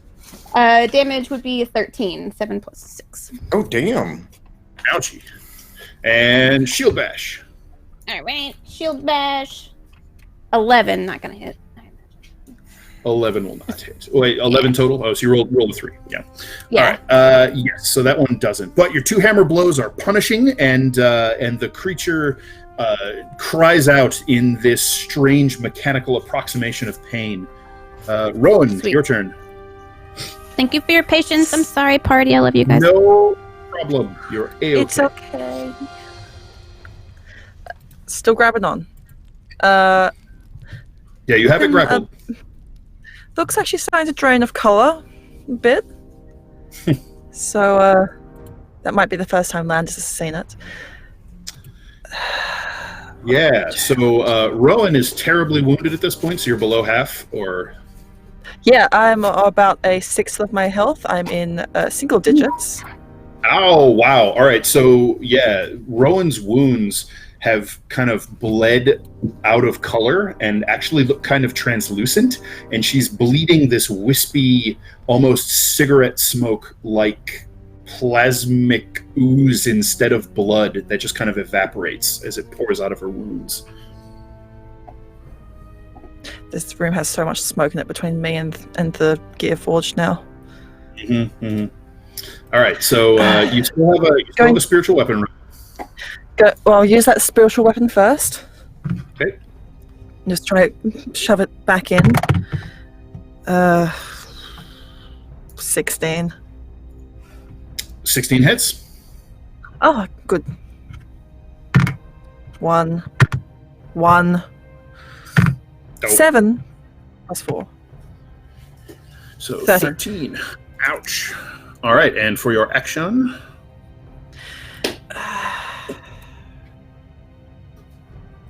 Trying to figure out how difficult it would be for me to get off of it. I mean, you can just let it go. I can just let it go. Mm-hmm. It's not grappling you, you're grappling it, so you can just let it go whenever you want. Yeah, she'll just let it go and step back onto the ground as she lines up a guiding bolt. Okay. So you're stepping away from it to guiding bolt it, or while you're next to it? Because you'll have disadvantage on an attack roll if you're next to it. Okay. Because it's a ranged attack. Yeah, I'm just trying to think. Or if I continue grappling it, could I grab its arm? I mean, maybe. Yeah, I mean, you could try to grab its arm. Sure. We'll try to grab its arm. What are you trying to do? Are you trying to manipulate the dial, or are you just trying to Yes. pin its arm? Is it like on its arm or in its arm? It's like, imagine the thing. It's a robot with a dial built into its forearm.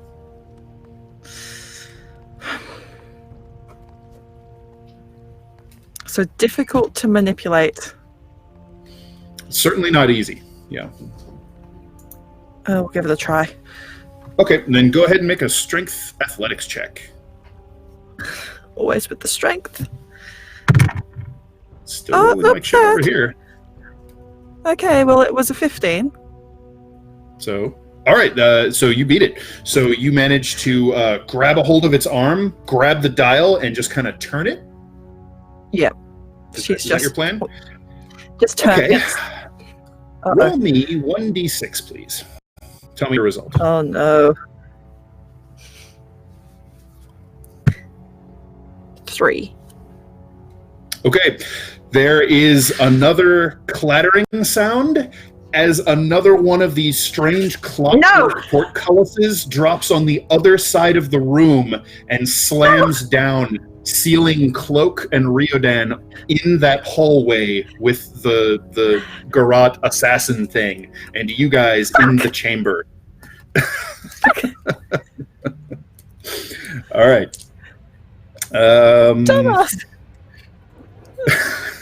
All right. The creature is going to attack. Jesus. It sort of looks at Rowan, and this clattering and rumbling comes from within it that sounds disturbingly like it's chuckling at you. And it is going to strike at Tilly, who is wailing the absolute piss out of it. So I've got a 22 and an 18. I believe only one of those is going to hit you. All right. So it's going to be 18 damage total. All right, Tilly is unconscious. Oh, crap. So it swings around, kind of throws you off its arm a little bit, Rowan, and drives the blade into Tilly and pins her down to the floor. So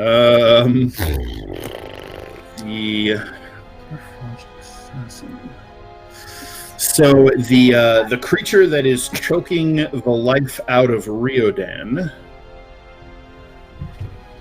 is going to let go, and Riodan sort of falls forward, coughing, spluttering, gasping for breath, and you can see his eyes are kind of unfocused, and he's clutching at his throat, trying to get his bearings.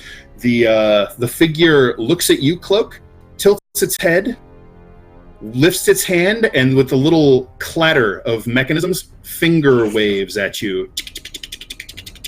And its body shudders, its joints pop apart and recombine into this. It looks almost like a clockwork snake. It sort of reforms its body into this cylindrical pattern, slips out of its cloak, and you can make an opportunity attack as it moves away from you. What the?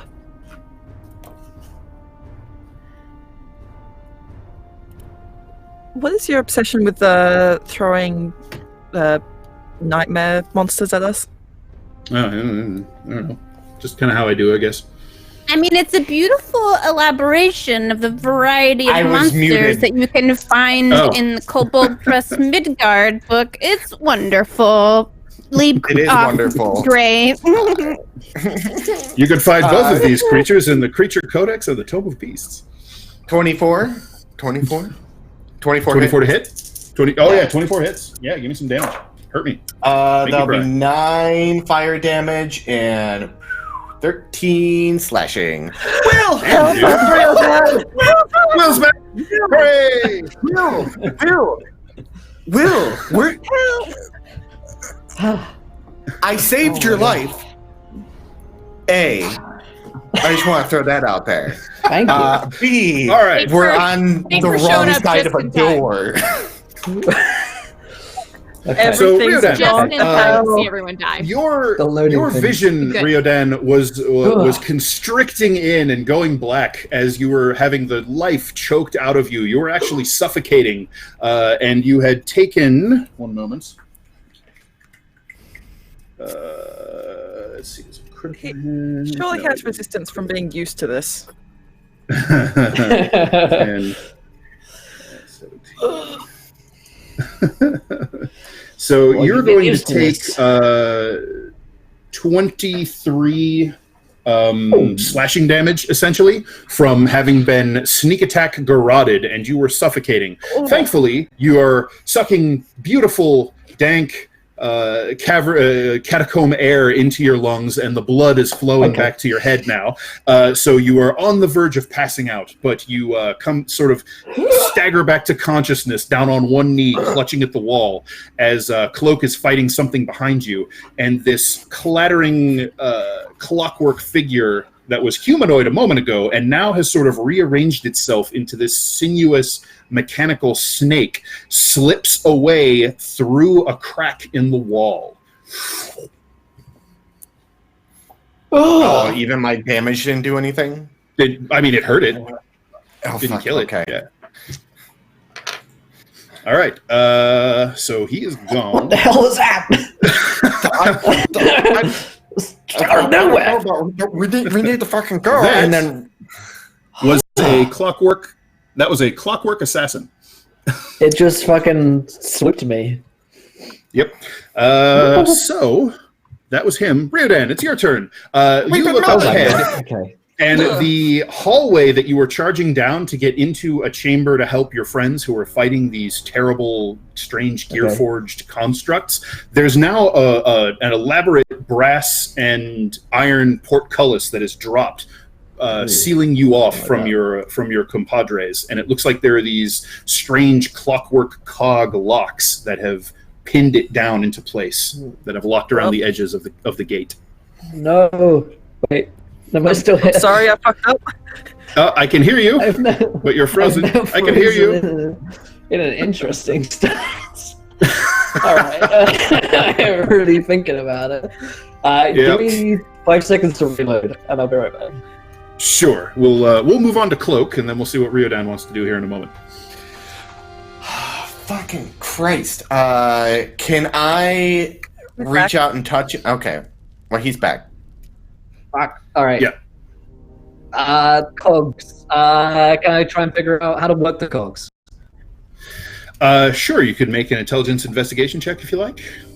I'm really bad at those. Oh my god. Yeah. Fucking internet store. Okay. You're beautiful. You're almost like 8 pixels right now. This is what I look like in real life, actually. I just enhanced myself on the webcam. I rolled an 11 down. An 11. All right. It's the mechanisms that deal with this thing are startlingly elaborate, and you're not really sure. Oh, hello there, basket Not head. a very elaborate man. I Yes. hit one. I pulled I'm one. a man of simple pleasures. All right, so you pull it. It seems to be firmly locked in place. You think that it's possible that someone with the right tools and certainly the right know-how might be able to figure out a way to disengage this thing, but it is an incredibly elaborate lock, and it looks like there are multiple. Can I see on the other all side? the way around. You can see on the other side, yes. And it's like 20 within Misty Step range. Can I Misty Step through? Absolutely. What am I doing with these cogs? Fuck these cogs, I say. And I say, they don't work! And I Misty Step through. I Misty Step through. All right, so that's a bonus action. You cast your spell. You feel the power of Morena quicken your blood. You vanish in a burst of crimson mist and appear inside. There's a construct thing that just pinned Tilly to the floor, and she is bleeding out with this thing withdrawing its blade from her gut.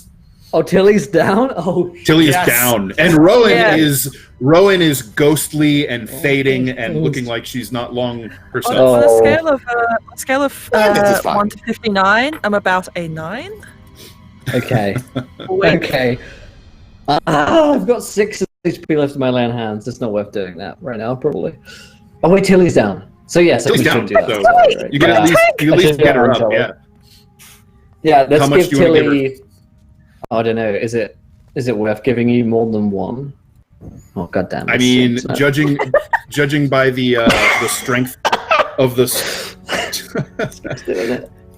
judging by the strength of the strike that thing just put into her, probably not. Honestly, it's probably best to just get her up. 1 hit point to Tilly then. All right, Tilly, you feel radiant energy flow, quickening life force flow through your body, and you feel the blade slide out of your belly as the worst of the wound closes over, and you shatter back to consciousness and pain and anger. Hardcore. This is great. So I'm super happy. that's gonna be Cloak's turn. What? Cloak's turn. Oh, my turn. Yeah. Okay. Top of the order. Can I fit through these bars? No. Oh, not without some sort of trick to fit through smaller spaces. It looks like once again these are built with small creatures in mind. Zobek has a lot of kobolds, man. Yeah, and they're pretty sturdy, right? Like I can't just cut the through bars. them. Oh yeah. I mean, you might be able to damage Okay. them if you had like an appropriate way to go about it, but you couldn't just like slice through it or anything. And I can't fit like my hand through it or anything like that. I mean, you could reach through it, sure. Okay. There's nothing I want to do. Wait, I have that magic key. You do have a magic key. I believe that magic key only works on locks, and there is no actual lock on this. God damn it! See. It was a Just Misty step through. I can't. Why not? I don't have the spells that will help me.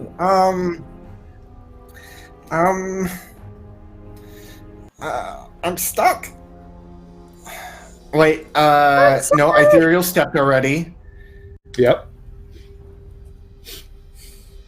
No, Landstride doesn't help me. Nope. Can I touch anyone? Landis might be in range. Now Landis kind of moved around to get a cleaner shot, so Landis is farther into the room. I don't think there's anybody in range. I'm gonna try to open the door. I don't know what to do. So you basically just kind of like pull on it, heave, try and wrench it open. Like get one the mechanisms out of it, or something. Okay, just like try and wrench one of the locks open or something. Yeah. Okay, you can make me a strength athletics check. Okay. This is going to be a really good roll. I'm ready for it. I'm excited. 16. 16's real good. You grab a hold of one of those strange ratcheting cog-like brackets, and you put all of your weight against it, and your cloak reaches up and grabs around one of the bars and pulls, and it doesn't fucking budge. Yes. Guys. So I think that's probably the end of your turn, Cloak. Yeah, Not to I presume, can't do anything else. But okay, Landis, your turn. That's it. Okay.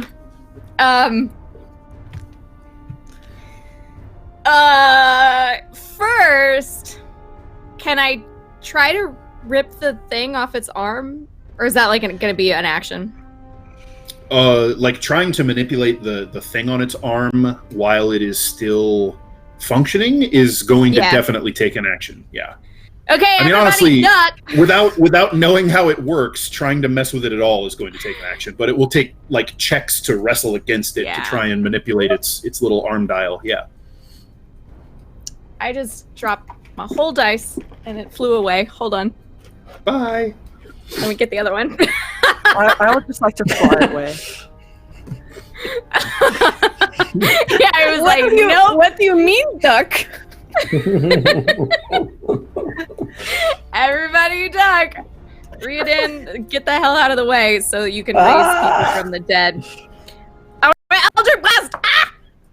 There we go. That is non-natural 20. A dirty 20 hits. And 12. 12 misses, unfortunately. Yeah. Yeah, the crackling bolt just sort of dissipates along its armor and into the ground. Give me damage. That is 13. Nice, good roll. All right, it staggers forward from the punishing magical force ripping into its back, and it's not looking good. It is terribly damaged and having difficulty moving, but it is still functional. Tilly, your turn. Oy. Your fingers close around the haft of your warhammer. Get him. The only thing she knows what to do, staggering forward, screaming mighty war cry, is to hopefully roll correctly this time and attack. All right. Which is an she drags 18 on herself first up. to a Tanner. So 18 All right.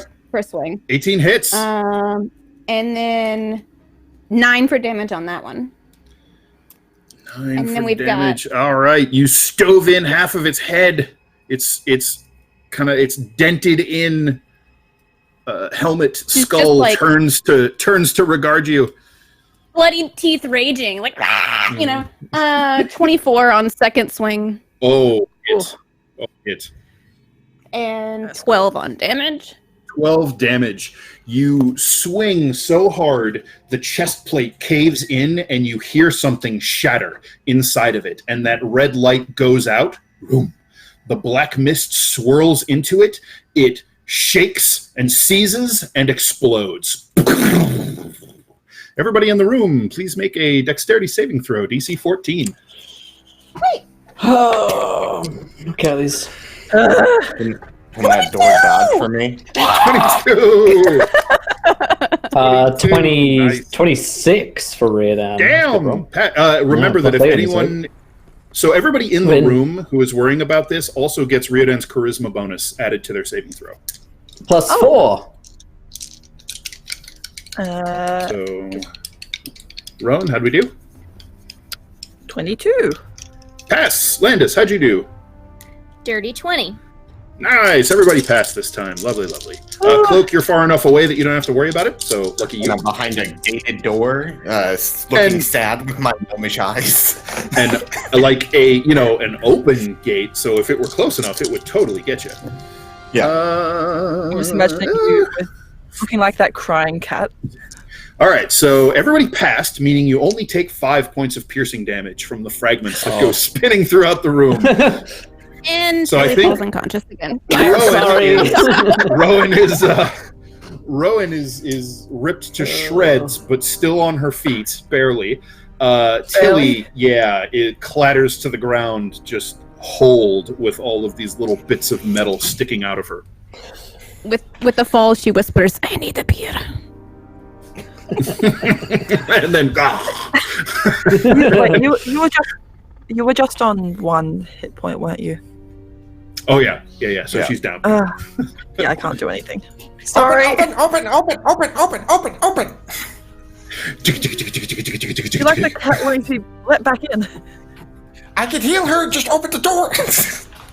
Okay, so who's I can doing feel it, what? you're- We're going to remain in initiative for the moment because it does matter. Rowan, it's your turn. Oh, good. Uh, Good. Snake Man's behind me. Ugh. Don't like that. We need more clockwork but- snakes. What? No, we don't. I agree. I'm going to cast a healing word at 2nd level. Okay, so that's a yeah. bonus action. Oh, yes. Can I cast? Well, healing word works on unconscious people. Yes. Yes. Okay. Yep. Your word has nothing to do with whether or not they can hear you. Okay. The extraction And crew then- over here. Another clockwork snake. Sorry, how much did you has them heal? around his house.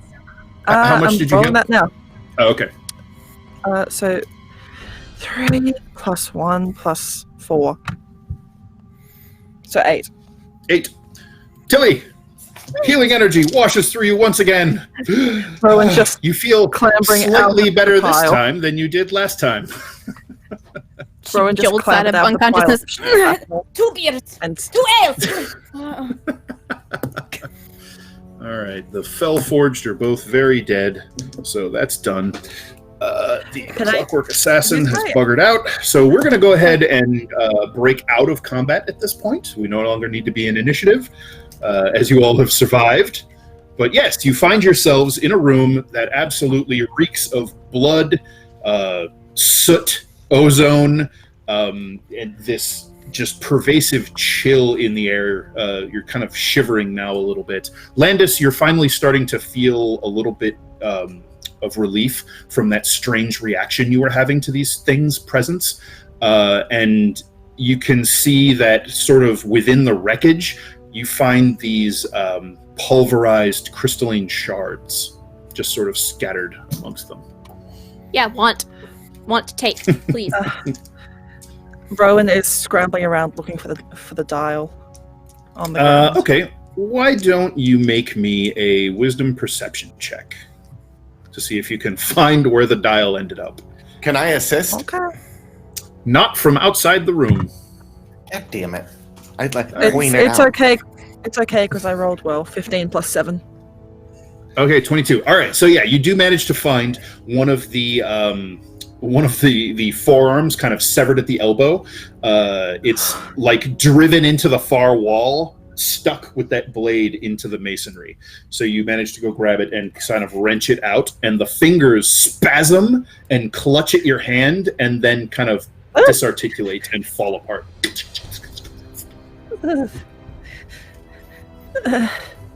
Well, it can't get worse. And she's going to just. Please don't say start- that. No, why did you say that? Open the gate, Stop. please. Speaking. She's gonna.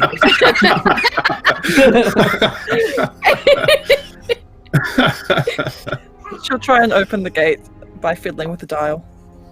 All right, why don't you, just to see how well or how long this takes, why don't you make me an intelligence investigation check? Since I'm in there and I know a little bit about gears and dials and things, can I assist? Sure. You could also add Tinker's Tools proficiency or Thieves' Tools proficiency if you have either of those. I could have Or her. any of them. No. All right, so you can roll with advantage because Landis is helping. Okay. See, that little gear spins this thing here, and then, yeah. That's I how don't gears know how you work. keep track of this. It was a It's made of 16. them. A 16? Okay. So it probably only takes you a good 20, 25 seconds or so of fiddling with this thing, trying to figure it out. Thankfully, this mechanism seems to still have some function left in it, and you hear a shuddering clatter from inside the walls as the clockwork mechanisms that are locking these portcullises down begin to release. So all of those things ratchet back into the walls, and the gates begin to clatter back up into the ceiling. Oh, Both of them? I'm like, What's that? Both of them? Both of them, yes. Let's go. No. Yes, I quite agree. This is awful. All of this Yes, is dreadful. please. I walk up I've been and strangled against my will. I cast a cure wounds Weapons. Strangled on. against my will. I cast a cure wounds on Rowan, which is a 9 hit points, and then Tilly, which is another 6 hit points. Oh, thank you. I just walk him and touch it, and I was like, Okay, then we gotta go. I'm already I've been running. made, by the way. Bye. So everybody's bailing out, right? Why are the bells ringing? Yeah, I really did want to grab some pieces of their metal and stuff, though. Okay, so you said you wanted to grab some of those crystal shards, or did you want just like a handful of some of debris? And Yeah, kind of like some with the writing or the etching in it, and some of the crystal. Like, I just want to look at it really closely when I get it back home. okay, so what's your priority to grab, the writing or the crystal? Oh, Landis would probably grab the writing. Okay, why don't you make me your choice of intelligence, investigation, or wisdom perception to see how quickly you Okay. can manage. We're gonna do investigation. Ugh. And that's a 14. 14. All right, that'll do it. So you managed to grab a fragment of the creature's breastplate, kind of around its neck, where some of that inscription was very prominent. It's damaged, it's scorched, it's dented, but some of the sigils are intact. You also managed to kind of scoop up some shattered gears, and you get a couple of crystal fragments in it as well. Sweet. So you tuck those into your pouch and beat feet the hell out of here, I'm assuming. Yeah. Yeah. So basically, you're able to just kind of scoop that up as you run by with that check. So you don't take any extra time.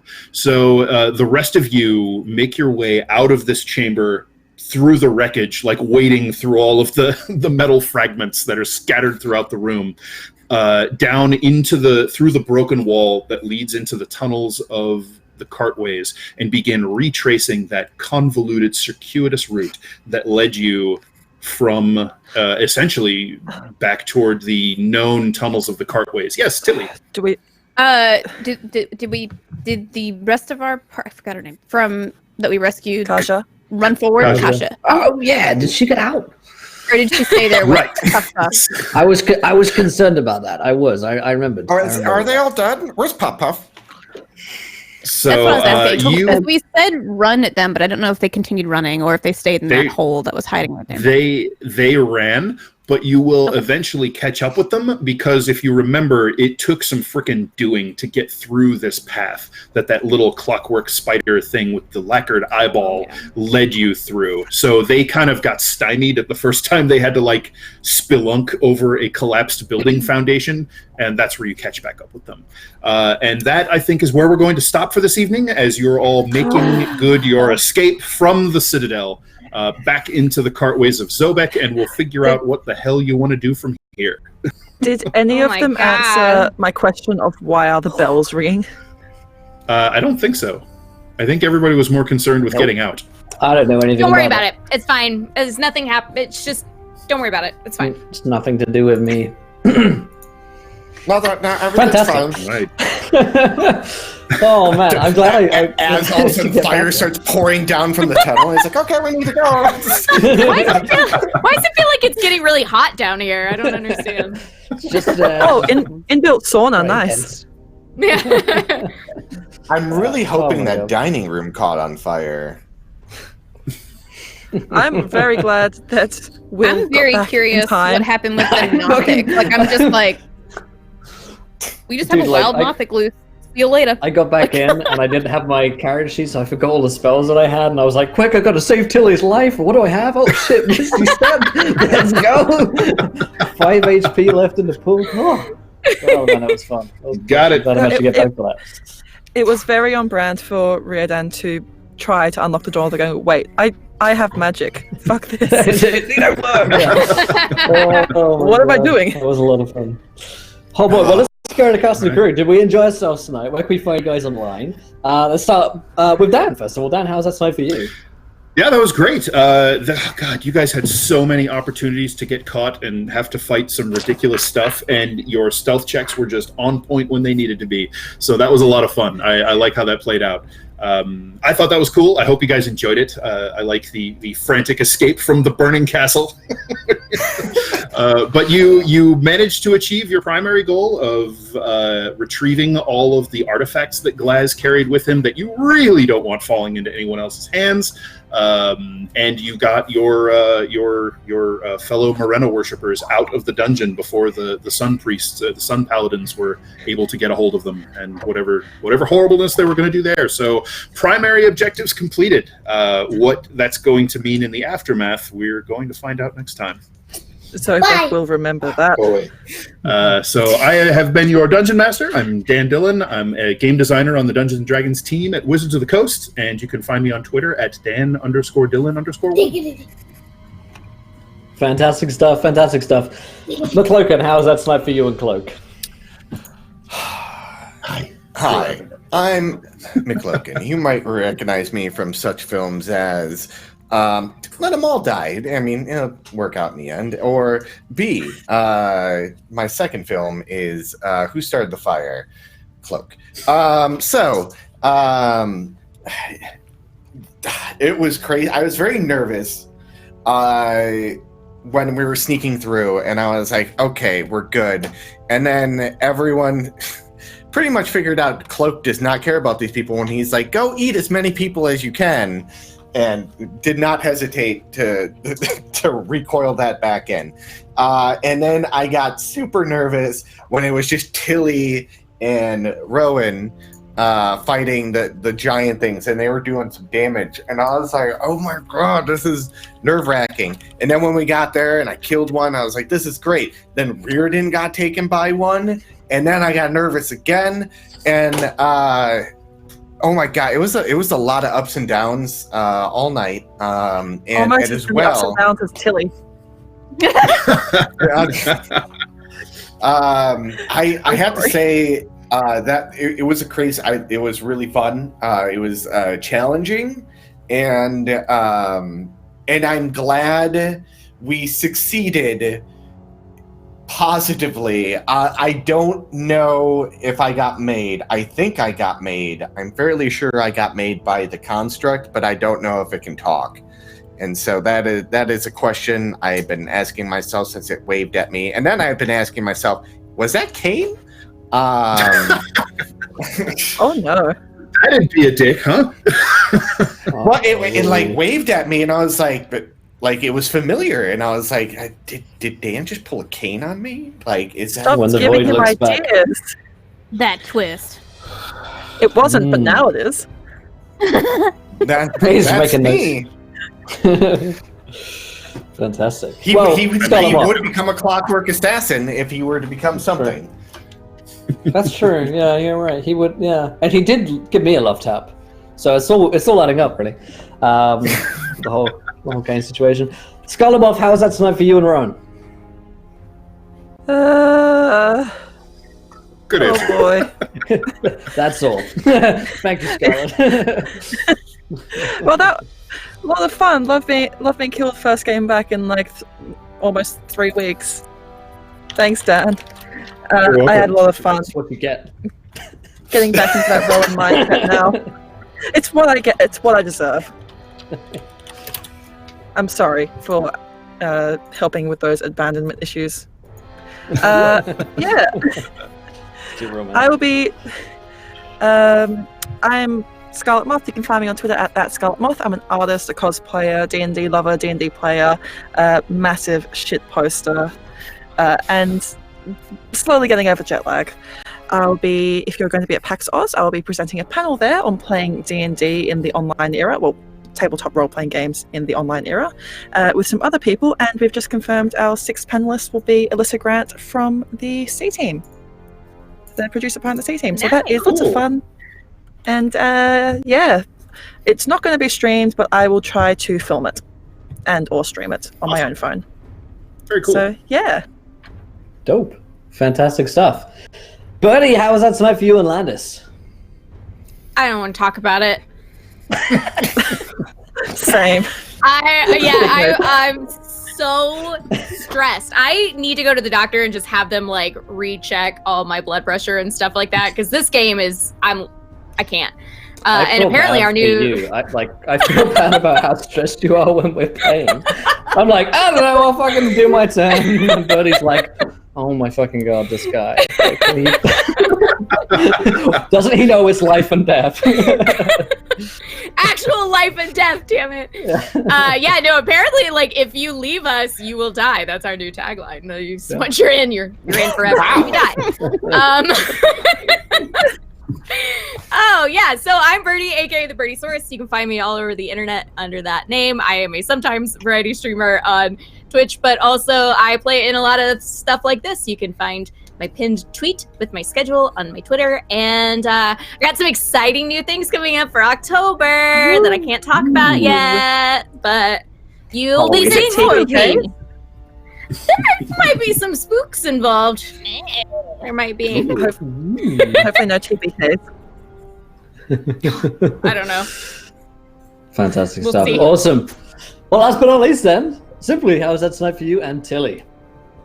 To steal McLogan's thunder, you might see me in films such as Oh Shit, Let's Research New Characters. I don't think I've seen that many wakes and rises since I had anxiety and I sleep. So this is great, and to be quite honest, like, I enjoy the huge variety in not characters, but creatures that you bring to this game. Like, massive dance. That's really fun, especially for me, who is so new to D&D she can't even remember to put her attack bonus on her fighting. So It's all right. it's fun. This is great. But I had a great time. I really, really did. And I'm glad that we're back, because to be honest, like 2 or 3 weeks missing the show is a catastrophe for me. So It was rough. also, I have figured out a new passion for live tweeting my character problems as I love stream it. I'm going to have to go check those. Yeah, hold on. It's dramatic, so which is my whole life. So A+ also, gift usage, though. I will be here next week, but I just want to say in advance, if you guys are going to TwitchCon, anybody here, I will be selling artwork at TwitchCon, including some little stickers of Tamagotchis based on magical girls and things you can't really see it. So please come and see me. I'm probably never going to do a TwitchCon again because I quit streaming for this show. This show is the only reason I still stream on Twitch. So. Oh, hi. We love you. Thank you. This is a great time. Oh, I love Thank these you. tweets. And this stream is the reason I'm leaving. No, I'm kidding. I love the show. No, it's the only reason I'm still like, I love this, you know? This is the reason I have anxiety. It certainly doesn't help, but hey, that's why we keep going back. We love the pain. Fantastic. As myself, well, I do stuff here on Kobold Press nowadays. So if you want to see more of me or more of the stuff that I'm working on, and projects and bits and shows that we're putting together, then check out Wrestling Kobold Press shows. On Sunday, we've got the last ever the crafting news of the DM seats, and Mondays, myself and Matt Corley sit down and chat all things D&D on a Kobold guide to game mastering. And of course, every Tuesday, 8 p.m. Eastern is when you can find us here for the Wild Tree Burns. So we'll see you guys then. Thank you for sticking with us tonight, and we'll see you guys next week. But until then, good night, everybody. Bye. Hi, everyone. Thanks so much for joining us. Come back.